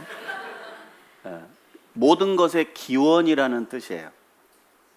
여러분들이 정말 살면서 궁금해하셨던 모든 근원에 대한 답이 창세기에 나옵니다. 왜 사람은 수고와 슬픔과 그리고 땀과 눈물의 인생을 살아야 하는가? 왜 사람은 죽어야만 하는가? 죄는 어디에서 어떻게 시작이 된 것일까? 여러분, 사람이 정말 불행한 건 우리 각자 정말 행복하다고 느끼는 분 별로 안 계실 거예요. 사람은 살다가 불행하다고 느끼는 이유가 제각각 다 있습니다. 한 가지 우리가 성경을 배우면서 알 수 있는 건 여러분이 생각하고 상상하는 그 이상의 원인이 있어요. 여러분들의 죄가 여러분들의 인생을 이렇게 만든 거예요. 사람들은 내가 부모를 잘못 만났다, 내가 공부를 못했다, 내가 친구를 잘못 만났다, 내가 결혼을 잘못했다, 내가 자식 때문에 고생하고 있다. 사람들은 각각의 이유를 대면서 자신의 인생을 불행하게 만들지만 사실 우리 인생을 그렇게 불행하게 만든 건 죄라고 성경은 말씀하고 있어요. 그러니 그 죄 문제를 해결하면 인생의 모든 수고와 어려움을 극복할 수 있는 지혜와 힘을 얻게 됩니다. 사람이 반드시 해결해야 할 죄의 문제, 그 시작이 창세기의 에덴 동산에서 시작이 돼요. 자, 그럼 두 번째 사건 보겠습니다. 노아의 홍수 사건입니다. 아담의 10대 손이 노아라는 사람인데, 이 노아가 살던 시대에는 죄가 세상에 꽉 들어찼다고 성경은 기록하고 있습니다. 생각해 보세요. 아담이 범죄한 후에 자식을 낳았더니 그 자식이 죄성을 가지고 태어났어요. 거짓말하지 말라고, 사랑하며 살라고 가르쳤는데 말을 들어먹질 않아요. 여러분, 경험적으로 우리 아이들 한번 생각해 보세요. 우리 아이들을 보면 죄씨예요, 의인이에요? 죄씨입니다. 금방 알아요. 저는 아직 손주는 못 봤거든요. 손주 앞으로 태어나겠죠? 그놈도 죄씨예요. 왜냐하면 제가 죄인이니까요. 우리 조상 아담이 범죄함으로 인해서 그 자손들이 계속 죄인으로 태어났습니다. 창세기 6장에는, 창세기 5장에는 한 사람의 수명이 평균 900년 살았다고, 900살 살았다고 설명하고 있어요. 그거 에헤이 내일부터 안 와야 되겠다 이 생각하지 마시고 제가 설명 다 드릴게요. 이유가 다 있어요. 들어보세요. 900살 이상 살다 보니까 보세요. 처음에 죄를 본능적으로 지어요. 배우지는 않았는데 죄성이 있으니까 본능적으로 나오잖아요. 그리고 습관적으로 죄를 지어요. 그리고 계획적으로 죄를 짓습니다. 그런데 900년 죄를 지었다고 생각해 봐요. 지금 7, 80년 죄 짓고 살아도 세상을 이 지경으로 만들었는데 900년 산다고 생각해 보세요. 그러니까 노아 시대 때 세상이 어떻게 됐습니까? 죄가 꽉 들어찼어요. 그래서 창세기 6장에 보면 이렇게 표현합니다. 자, 노아의 세 아들 셈과 함과 야벳이 있는데, 자, 그러나 노아는 여호와께 은혜를 입었더라. 노아는 여호와께, 하나님께 은혜를 입은 사람입니다. 노아의 사적은 이러하니라. 노아는 의인이요 당세의 완전한 자라. 그가 하나님과 동행하였으며 그가 세 아들을 낳았으니 셈과 함과 야벳이라. 자, 노아는 은혜를 입었어요, 하나님께. 그리고 이 폐역된 세상에서 구원 얻을 수 있는 방법을 하나님께 들었습니다. 장차 올 홍수의 심판을 믿고 방주를 지은 사건이 창세기 6장, 7장, 8장에 기록되어 있어요. 자, 창세기 6장 1절, 사람이 땅 위에 번성하기 시작할 때 사람들이 많아지면 죄도 많아집니다. 그렇죠? 노아 시대 죄가 충만한 세상입니다. 여호와께서 사람의 죄악이 세상에 관영함과 그 마음의 생각의 모든 계획이 항상 악할 뿐임을 보시고 땅 위에 사람 지으셨음을 한탄하사 마음에 근심하시고 가라사대 나의 창조한 사람을 내가 지면에서 쓸어버리되 사람으로부터 육축과 기는 것과 공중의 새까지 그리하리니 이는 내가 그것을 지었음을 한탄함이니라 하시니라. 여러분, 웬만하면 쓸어버린다는 표현은 잘 안 써요. 굉장히 상대를 혐오하고 굉장히 미워하지 않는 한은 이렇게 안 쓰잖아요. 하나님이 차마 볼 수 없을 정도로 세상을 극악하게 만들었어요. 어느 정도로요? 이렇게요. 때에 온 땅이 하나님 앞에 패괴하여 강포가 땅에 충만한지라 하나님이 보신즉 땅이 패괴하였으니 이는 땅에서 모든 혈육 있는 자의 행위가 패괴함이었더라. 모든 사람의 마음의 계획이 항상 악했다. 창세기 6장에 그렇게 설명해요. 여기 패괴라는 말은 썩었다는 뜻이에요. 마음이 썩었다는 뜻이에요. 그러니까 속이 썩었다는 겁니다. 그러니까 속이 악하게 썩었기 때문에 겉으로 나오는 말, 행위가 폭력적으로 나오고 그리고 흉악하게 나왔어요. 강포라는 뜻이 그런 뜻입니다. 어느 시대 같죠? 마치 우리 시대와 같습니다. 마지막 하나님의 심판이 임할 그때예요. 그래서 하나님 말씀하십니다. 하나님이 노아에게 이르시되 모든 혈육 있는 자의 강포가 땅에 가득함으로 그 끝날이 내 앞에 이르렀으니 내가 그들을 땅과 함께 멸하리라. 여러분, 노아가 살던 홍수전 세상은 완전히 타락한 곳입니다. 이제 더 이상 개선의 여지가 없을 때 하나님이 심판하시거든요. 여러분, 우리 시대가 그런 시대입니다. 뉴스를 한번 보세요. 그러면 차마 인간성이라고는 찾아볼 수 없는 사람들의 범죄가 매일 홍수처럼 쏟아지는 세상을 우리가 살고 있습니다. 그때 은혜를 입은 노아에게, 그 믿었던 노아에게 홍수를 피할 수 있는 방법을 하나님이 제시해 주셨는데 그것이 방주예요. 너는 잣나무, 무슨 나무요? 자, 재료를 말씀해 주셨어요. 잣나무로 너를 위하여 방주를 짓되, 방주는 네모 반듯한 상자각 같은 배예요. 돛도 없고요, 키도 없고 추진장치도 없어요. 그냥 구조용이에요. 네모 반듯한 배입니다.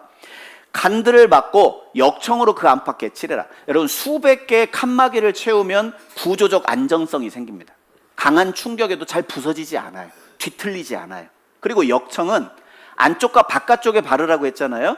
이 역청이 뭐냐면 우리 아스팔트 깔 때 검정색 끈끈한 pit이 있죠. 그걸 지금 말하는 거예요. 옛날에 배 방수제로 썼던 재료를 말씀해 주십니다. 그 방주의 제도, 자, 규격을 말씀해 주시는데 장이 300규빗, 광이 50규빗, 고가 30규빗이에요. 자, 규빗이라는 단어는 제껴놓고 비율을 보세요. 길이가 300이죠? 높이가 30이에요. 그러니까 높이와 길이가 1대 10이에요. 맞죠? 30, 300이니까. 그리고 폭이 50이고 길이가 300이에요. 1대 6이에요. 요즘 현대 조선공학자들이 그 비율을 보여주면 가장 안정적인 구조라고 말합니다. 여러분, 하나님의 설계도라니까요. 안 놀래요. 도대체 어떻게 말씀을 드려야 돼요, 제가? 네. 자, 거기 창을 대되 위에서 한 규빗에 내고, 한 규빗은 약 50cm 정도 되는데 천정에서 50cm에 창을 낸다는 말은 자연 환기 시스템이라는 거예요. 짐승을 거기 암수 한 쌍씩 실으면, 태우면 열기가 생기잖아요. 그럼 뜨거운 열기는 위로 올라가고 차가운 바람이 아래로 들어오는 천연 공기청정기 역할을 해줍니다. 자연 환기 시스템이에요. 그리고 상중하 3층으로 약 한 15m 정도 되니까 5m 정도 되는 거대한 배를 만들어라. 15,000톤급 상선과 맞먹는 배입니다. 그 배를 만들고 나서 홍수가 있을 것을 노아에게 경고하죠. 내가 홍수를 땅에 일으켜 무릇 생명의 기식 있는 육체를 천하에서 멸절하리니 땅에 있는 자가 다 죽으리라. 유일하게 살 수 있는 방법은 방주에 타는 것밖엔 답이 없어요. 자, 방주가 완성됐습니다. 7일 후에 홍수가 땅에 덮이니 노아 600세 되던 해 2월 곧 그달 17일이라. 여러분 전설 아니에요. 신화 아니에요. 달력이 기록되어 있어요. 날짜가 기록되어 있습니다. 그날에 큰 기품의 샘들, 지하수가 꽝 하고 터지고 하늘에 창들이 열렸다고 되어 있죠. 창세기 1장에 궁창 위에 있는 물층이 싹 쏟아져 버린 거예요. 천하의 높은 산을 다 덮어버렸습니다. 여기 히브리어로 홍수라는 단어가 맞불이라는 단어인데 전 세계적인 대격변을 설명할 때 쓰는 단어예요. 그냥 홍수 많이 와서 이 앞에 형산강 범람하고 그런 홍수가 아니라 전 세계적으로 땅이 다 덮이는 대격변을 말하고 있습니다. 자, 이걸 이제 영상으로 정리한 게 있는데 한번 보시죠. 이날 여호와 하나님께서 노아에게 임하셨다. 노아야, 노아야. 나의 하나님이시여. 모든 혈육 있는 자의 강포가 땅에 가득함으로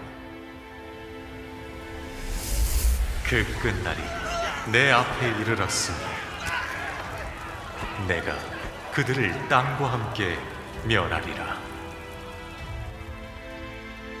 너는 잣나무로 너를 위하여 방주를 짓되 그 안에 간들을 막고 역청으로 그 안에 밖에 칠하라.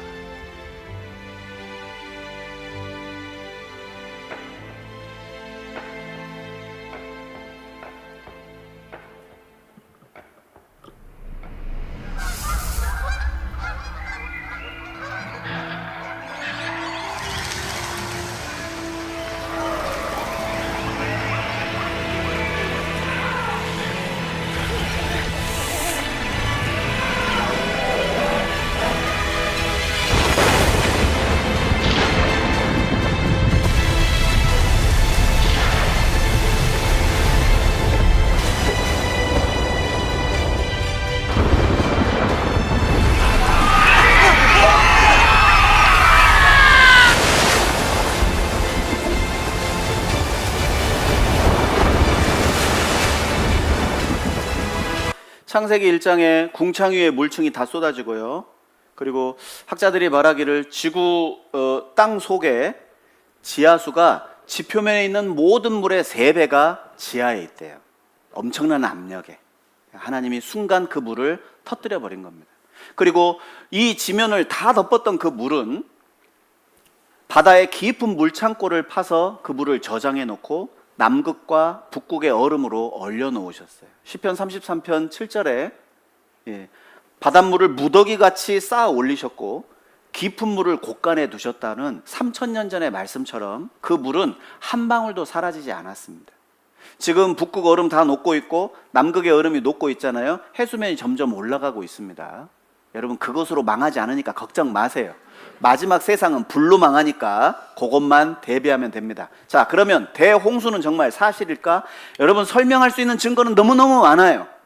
화석, 그리고 지층, 소금 호수. 여러분 안데스 산맥에 가거나 그리고 저기 남미에 가면 우유니 사막이 있습니다. 해발 3000m 높은 그 우유니 사막이 소금 사막이에요. 소금 사막입니다. 아프리카 에티오피아에 가면 사막에서 소금을 캐가요. 여러분 생각해 보세요. 소금은 바다에 있는 거잖아요. 그런데 사막에서 돌을 캐듯 소금을 캐서 살아갑니다. 산의 지형, 그리고 석탄. 석탄은 나무가 화석된 게 아니에요. 여러분 나무는 물 위에 뜨지 가라앉지 않아요. 석탄은 나무 껍질입니다. 나무가 홍수에 쓸려가면 물에 뜨죠? 그러면 나무 껍질이 물을 먹고 무거워지면 지면에 떨어져요. 물에 가라앉습니다. 그것이 저탕류에 의해서 엄청난 지각 변동에 의해서 압력에 눌리면 그게 석탄이 돼요. 생각해 보세요. 나무라고 해도 이해가 안 될 텐데 나무 껍질이 석탄 됐는데 지구상에 널린 게 석탄이에요. 도대체 어느 정도의 홍수였는지 감을 못 잡습니다. 그리고 더 놀라운 부정할 수 없는 증거가 하나 있는데 우리 시대에 노아의 방주가 발견됐습니다. 물이 땅에서 물러가고 점점 물러가서 150일 후에 감하고 7월 곧 그달 17일에 방주가 아라랏산에 머물렀습니다. 약 1년간 홍수가 있었는데 물이 점점 빠지면서 방주가 어느 산 중턱에 딱 섰는데 그 산의 이름이 성경에 기록되어 있어요. 아라랏산. 한국 사람은 구원 못 받으면 지옥 미창에 갈 거예요. 왠지 아세요? 이름이 아라랏산이요. 아라랏산입니다. 알아야 됩니다. 요것이 아라랏산입니다. 터키의 해발 5,165m의 거대한 산이에요. 1년 12달 만년설이 덮여있는 산입니다. 그런데 그 지역 사람들이 이 산을 부를 때 어떻게 불렀냐? 노아의 산, 방주의 산, 재난의 산. 터키의 아라랏산입니다. 노아의 방주 묻힌 곳 해발 5,165m, 관광객이 붐비고 있습니다. 노아의 홍수는 단순한 신화인가? 질문하고 있죠. 성서 속 노아의 방주가 닿았던 곳 터키 아라랏산이다. 노아의 방주는 실제 했는가? 실제 했다. 이제 기사가 실리고 있고 많은 사람들이 그곳에 가서 방주를 발견했다, 그 아라랏산을 여행했다, 사진을 찍어오는 그 자료들이 너무너무 많아요. 러시아의 황제는 한 개의 중대를 보내서 그 얼음 사이에 묻혀있는 방주의 모습을 실측하고 사진을 찍어왔어요. 우리 시대에 공개됐습니다. 이 사람은 1955년 프랑스의 탐험가 페르난드 나바라예요. 이름이 나바라. 어디 보세요? 나바라. 네. 이름이 뭐라고요? 나바라. 이 사람이 방주의 조각을 잘라서 3개의 조각을 나눠서 3개의 연구소에 보냈는데 잣나무예요. 나이테가 없어요. 왜요? 계절의 변화가 없었거든요. 홍수 때에는. 그리고 역청으로 기름이 스며들어서 이건 해발 4,000m 이상에 존재할 나무가 아니었어요. 노아의 방주를 발견했습니다. 그리고 우리 시대에 2010년도에 터키와 그리고 홍콩의 탐사팀이 네덜란드 탐사팀과 함께 방주에 탐사해서 방주 안에 들어가서 사진을 찍어오고 방주의 재료들을 모아와서 홍콩에다가 박물관을 세웠어요. 그 박물관 안에 들어가면 있는 팜플렛입니다. 몇 년도부터 우리가 탐사했다는 걸 밝히고 있어요. 제가 직접 가봤어요. 홍콩입니다. 여기 100만 원짜리 사진이에요. 노아의 방주 실측 그대로 박물관을 만들어서 3층은 호텔이고요, 1층은 박물관으로 조성을 해놨어요. 가보면 방주문이 열려있고 암수 한 쌍씩 짐승이 나오는 거 그대로 만들어놨습니다. 진짜라니까요. 제가 가서 그 앞에서 찍었어요. 여기 보시죠. 이게 접니다. 자, 여기 보면, 여기 보세요. 여기가 어디냐? 방주 천정입니다. 엄청나게 높아요. 2025년 4월 15일 신문입니다. 창세기 노아의 방주 발견되나 튀르키예 아라랏산 발굴을 추진합니다. 올해 안에 발굴 추진합니다. 그 내용 한번 보시죠. 성경 속 노아의 방주를 찾아온 미국 고고학 연구팀.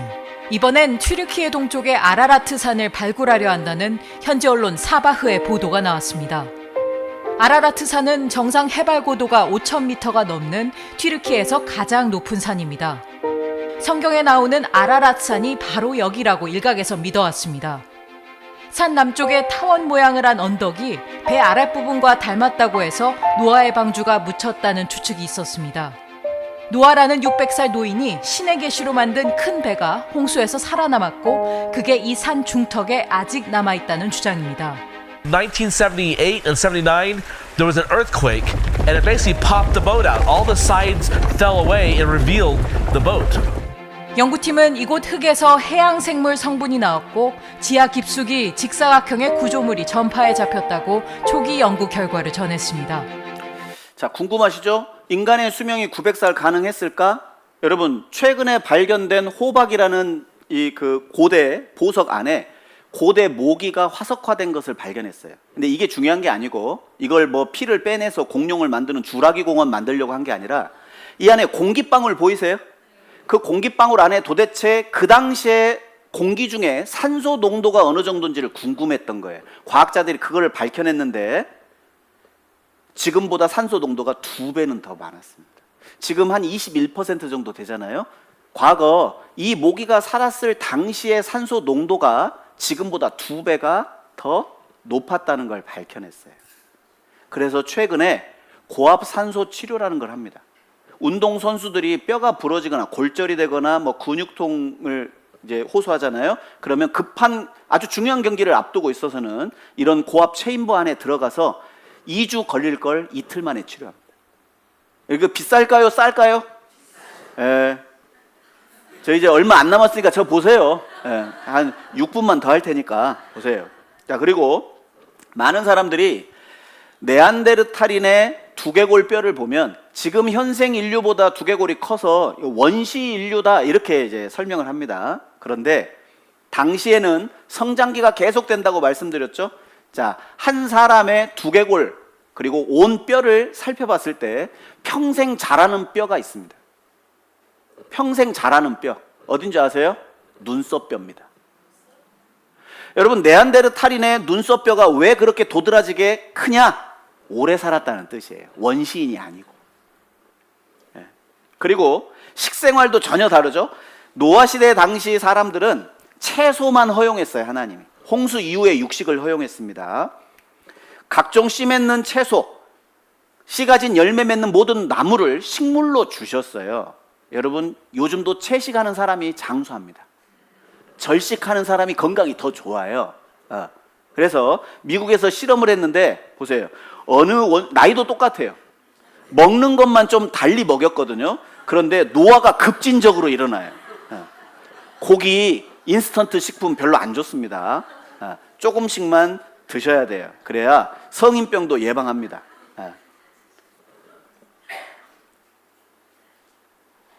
그리고 사람이 노화하는 원인이 활성산소예요. 음식을 너무 과하게 먹고 운동을 하지 않으니까 체내에 쌓이는 활성산소가 문제인데 오늘 잘 오신 겁니다. 항산화제를 먹으면 젊어질 수 있어요. 그게 베리류입니다. 포도. 저 약장사 아니에요. 오해하지 마세요. 이 항산화제를 요즘에 많이 인기가 있잖아요. 항산화제가 풍부한 음식이 다 채소입니다. 당근, 시금치, 잡곡, 녹차, 토마토, 베리, 포도, 브로콜리, 마늘, 콩. 그런데 놀랍게요. 50년 전에 사과 하나에 함유된 영양분을 섭취하려면 지금 현재 사과를 26개를 먹어야 됩니다. 땅의 지력을 상실하고 있어요. 여러분, 50년 전이면 500년 전에는 어땠을까요? 5000년 전에는 어떻게 됐을까요? 여러분, 인류가 사람이 900살 사는 게 불가능한 게 아니에요. 모든 환경이 가장 적합한 환경이었습니다. 그리고 인하대학교 조선공학과 교수 이경호 교수가 말하기를 방주는 정말 신기한 구조로 돼 있대요. 여러분, 배가 파도를 맞을 때 옆에서 큰 파도를 맞으면 전복될 가능성이 많답니다. 왜냐하면 면적이 넓으니까요. 그러니까 경험이 있는 항해사는 높은 파도가 치면 뱃머리를 파도 치는 쪽으로 돌린답니다. 그래야 그 파도를 이길 수 있어서요. 그런데 방주는 키가 있다고요, 없다고요? 없어요. 돛도 없고 추진장치도 없어요. 그런데 방주를 가지고 똑같이 성경에 나온 대로 구조를 만들어서 파도를 36m짜리 파도를 가상으로 실험을 했는데 파도가 치잖아요. 방주는 뱃머리를 스스로 파도가 치는 쪽으로 돌리는 구조였대요. 그래도 안 놀래요. 그게 무슨 뜻이냐? 너희들은 가만히 있어서 여호와를 앙망하라는 거예요. 그러면 구원을 얻으리라. 요즘 우리 시대에 많은 사람들이 자기가 뭘 하려고 하니까 구원을 못 받는 거예요. 그리고 놀랍게 이제 바벨탑을 쌓던 시대가 됩니다. 이제 방주를 타고 구원을 받은 셈과 함과 야벳이 이제 하나님이 흩어져 살라고 명령했는데 모였어요. 명령을 거역했죠. 이제 홍수로 자기 조상들이 심판받았다는 사실을 인지하고 하나님을 경외하고 순종하고 살아야 되는데, 야, 하나님 없는 세상, 또 혹시 홍수로 심판받을지 모르니까 탑을 높게 쌓아서 흩어짐을 면하자. 그때 하나님이 그들을 보시고 이것들 안 되겠다. 탑을 무너뜨리고 언어를 흩어버렸어요. 그래서 우리가 외국어를 배울 수밖에 없는 시대가 돼버린 겁니다. 인류 언어학자들이 5000년 전에는 인류 언어가 하나였다고 공통적으로 말을 합니다. 자, 이거 한번 보죠. 정말 그럴까 한번 보죠. 하나의 언어입니다. 인류 언어의 뿌리는 하나였대요. 하나입니다. 한국인과 수메르, 일본어 가타카나도 신라에서 전해질 수도 있다. 근데 그게 맞을 거예요. 왜? 제가 본 영상 중에 대마도에 사투리가 있어요. 우리나라 사투리 있듯이. 자, 우리말로 친구, 자, 일본어로 도모다치입니다. 그런데 대마도에서는 친구라고 해요. 자, 우리는 바지 입죠, 바지. 아래 바지 입잖아요. 일본말로 뭐예요? 스봉. 대마도에서는요, 바지라고 합니다. 일본의 가타카나가 우리나라를 통해서 전해진 게 맞아요. 그리고 몽골 선교사님이 저에게 준 자료입니다. 한국어로 닭, 몽골어 닭야, 배차, 쪼흥, 인두, 오느드르, 함트, 방배, 선골, 바롱, 조르멀. 거의 음가도 똑같고 의미도 똑같아요. 제가 예전에 선교 갔었던 키르기스탄 위에 카자흐스탄이라는 곳이 있습니다. 여러분, 스탄이라는 뜻은 누구누구의 땅이라는 뜻이에요. 스탄. 누구누구의 땅. 키르기즈스탄 그러면 키르기즈인의 땅이라는 뜻입니다. 그런데 과거 세종대왕이 훈민정음을 창제하실 때 땅을 어떻게 쓴 줄 아세요? 시옷, 디귿, 아래점, 이응. 스당. 스당. 이렇게 발음했어요. 언어의 공통점이 그렇게 많습니다. 자, 이분은 우리하고 어족이 전혀 다른 태국의 미스 태국 아가씨예요. 그런데 이 아가씨가 자기의 신체 사이즈를 이야기하는데 제가 귀가 열렸어요. 들려요, 들려. 한번 보세요. 한번 들어보세요. ส่วนก็32 24สะโพกตอนนี้ค่อนข้างอ้วนหน่อยนะ36 37 자, 이 내용이 뭐냐? 들리셨어요? 들리셨어? 아이소가 32, 24, 서포그는 36, 37. 제가 태국에 갔다 온 아이에게 물어봤거든요. 내가 영상을 보니까 들리더라 그랬더니 정확하게 10 단위 발음만 똑같대요. 10, 20, 30, 40, 50, 60, 70, 80, 90. 이 언어적인 일치의 흔적이 지금도 남아있어요. 여러분, 예를 들어 지금 경상도 사투리 저 20%밖에 못 알아듣습니다. 못 알아들어요. 어떤 할아버지하고 손주가 지하철 타고 가는데 저쪽에서 너무 시끄럽게 하니까 할아버지가 어허이 이 양반들아 전세 냈어 조용히 갑시다. 그러니까 저기에서 이기다 니끼가 그러니까 손주가 할아버지 봐봐 일본 사람이잖아 그랬대잖아요. 그러니까 지금 이 상태로 50년 60년 이렇게 가봐요. 제주도 사투리 못 알아듣습니다. 이 언어가 하나에서 이렇게 파생됐다니까요. 제가 이제 오늘 말씀드린 거 정리를 좀 해보겠습니다. 자, 이게 이제 지금까지 들었던 내용보다 이게 훨씬 더 중요한 거예요. 보세요. 자, 에덴 동산에서 아담과 하와가 범죄한 이유는 무지했습니다. 죄가 뭔지도 몰랐고, 그리고 죄의 결과도 몰랐어요. 그냥 끌리는 대로 마귀가 유혹하고 시험한 대로 죄를 지었습니다. 그래서 하나님의 심판이 임했어요. 땅이 저주를 받았고 땀을 흘려야 됐고 죽음이 왔습니다. 엄청난 심판입니다.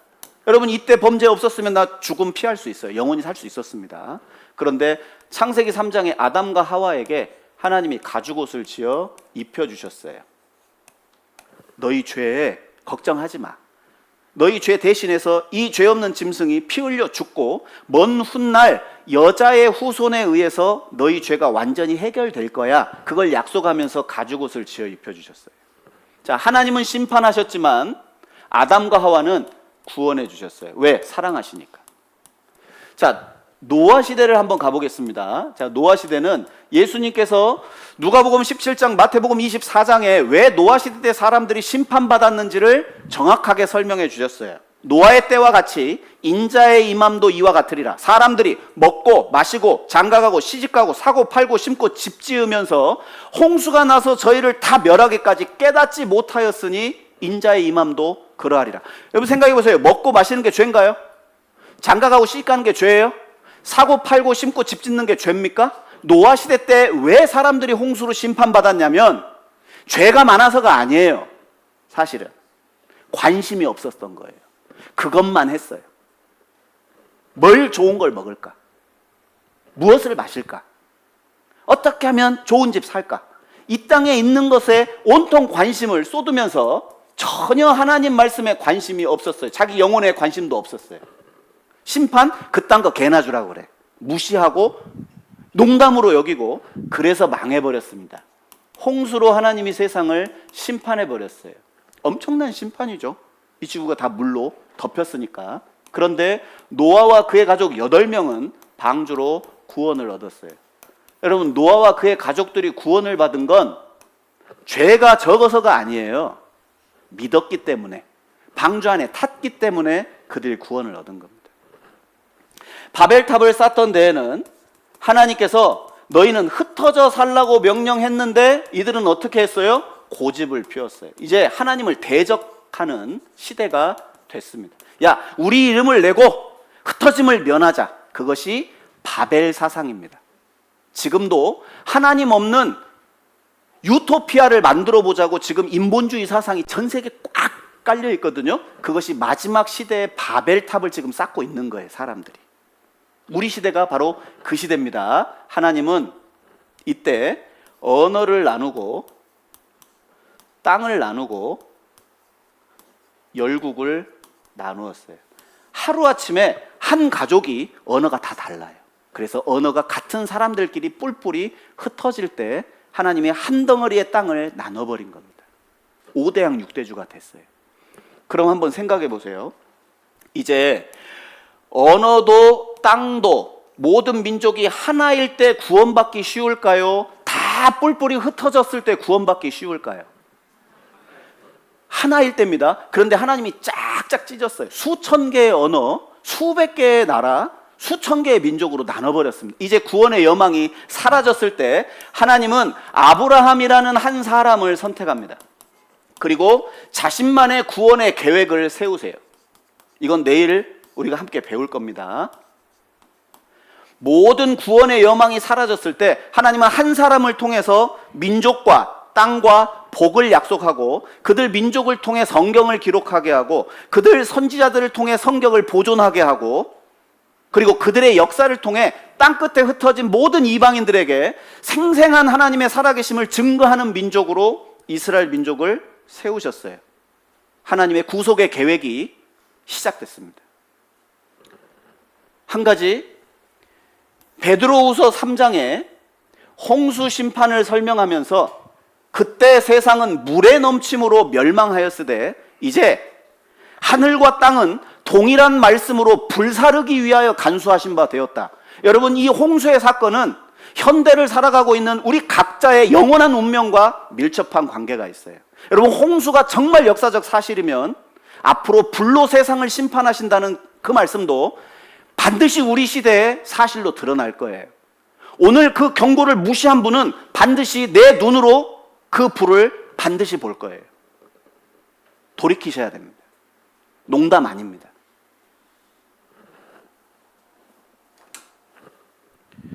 죄송합니다. 오늘 제가 시간 관리를 못해서 늦게 들어오신 분 14분이 있어서 14분 정확히 연장을 했습니다. 그러니까 내일부터 늦게 일찍 가시려면 쉬는 시간 일찍 지키시고 들어오시면 됩니다. 이 증거되는 말씀을 꼭 끝까지 이번 한 주간 꼭 들어보시기를 부탁드리겠습니다. 함께 기도하시겠습니다. 하나님 감사합니다. 오늘도 저희에게 하루를 허락해 주시고 또 진리 앞으로 나올 수 있도록 모든 것 허락해 주신 것 감사합니다. 남은 모든 일정 가운데 끝까지 하나님의 말씀을 통해 진리를 깨닫고 또 하나님의 은혜를 모두 얻는, 구원을 얻는, 또 영생을 얻는 귀한 한 주가 되도록 도와주시옵소서. 우리를 사랑하시는 예수님 이름으로 기도드렸습니다. 아멘. 수고하셨습니다.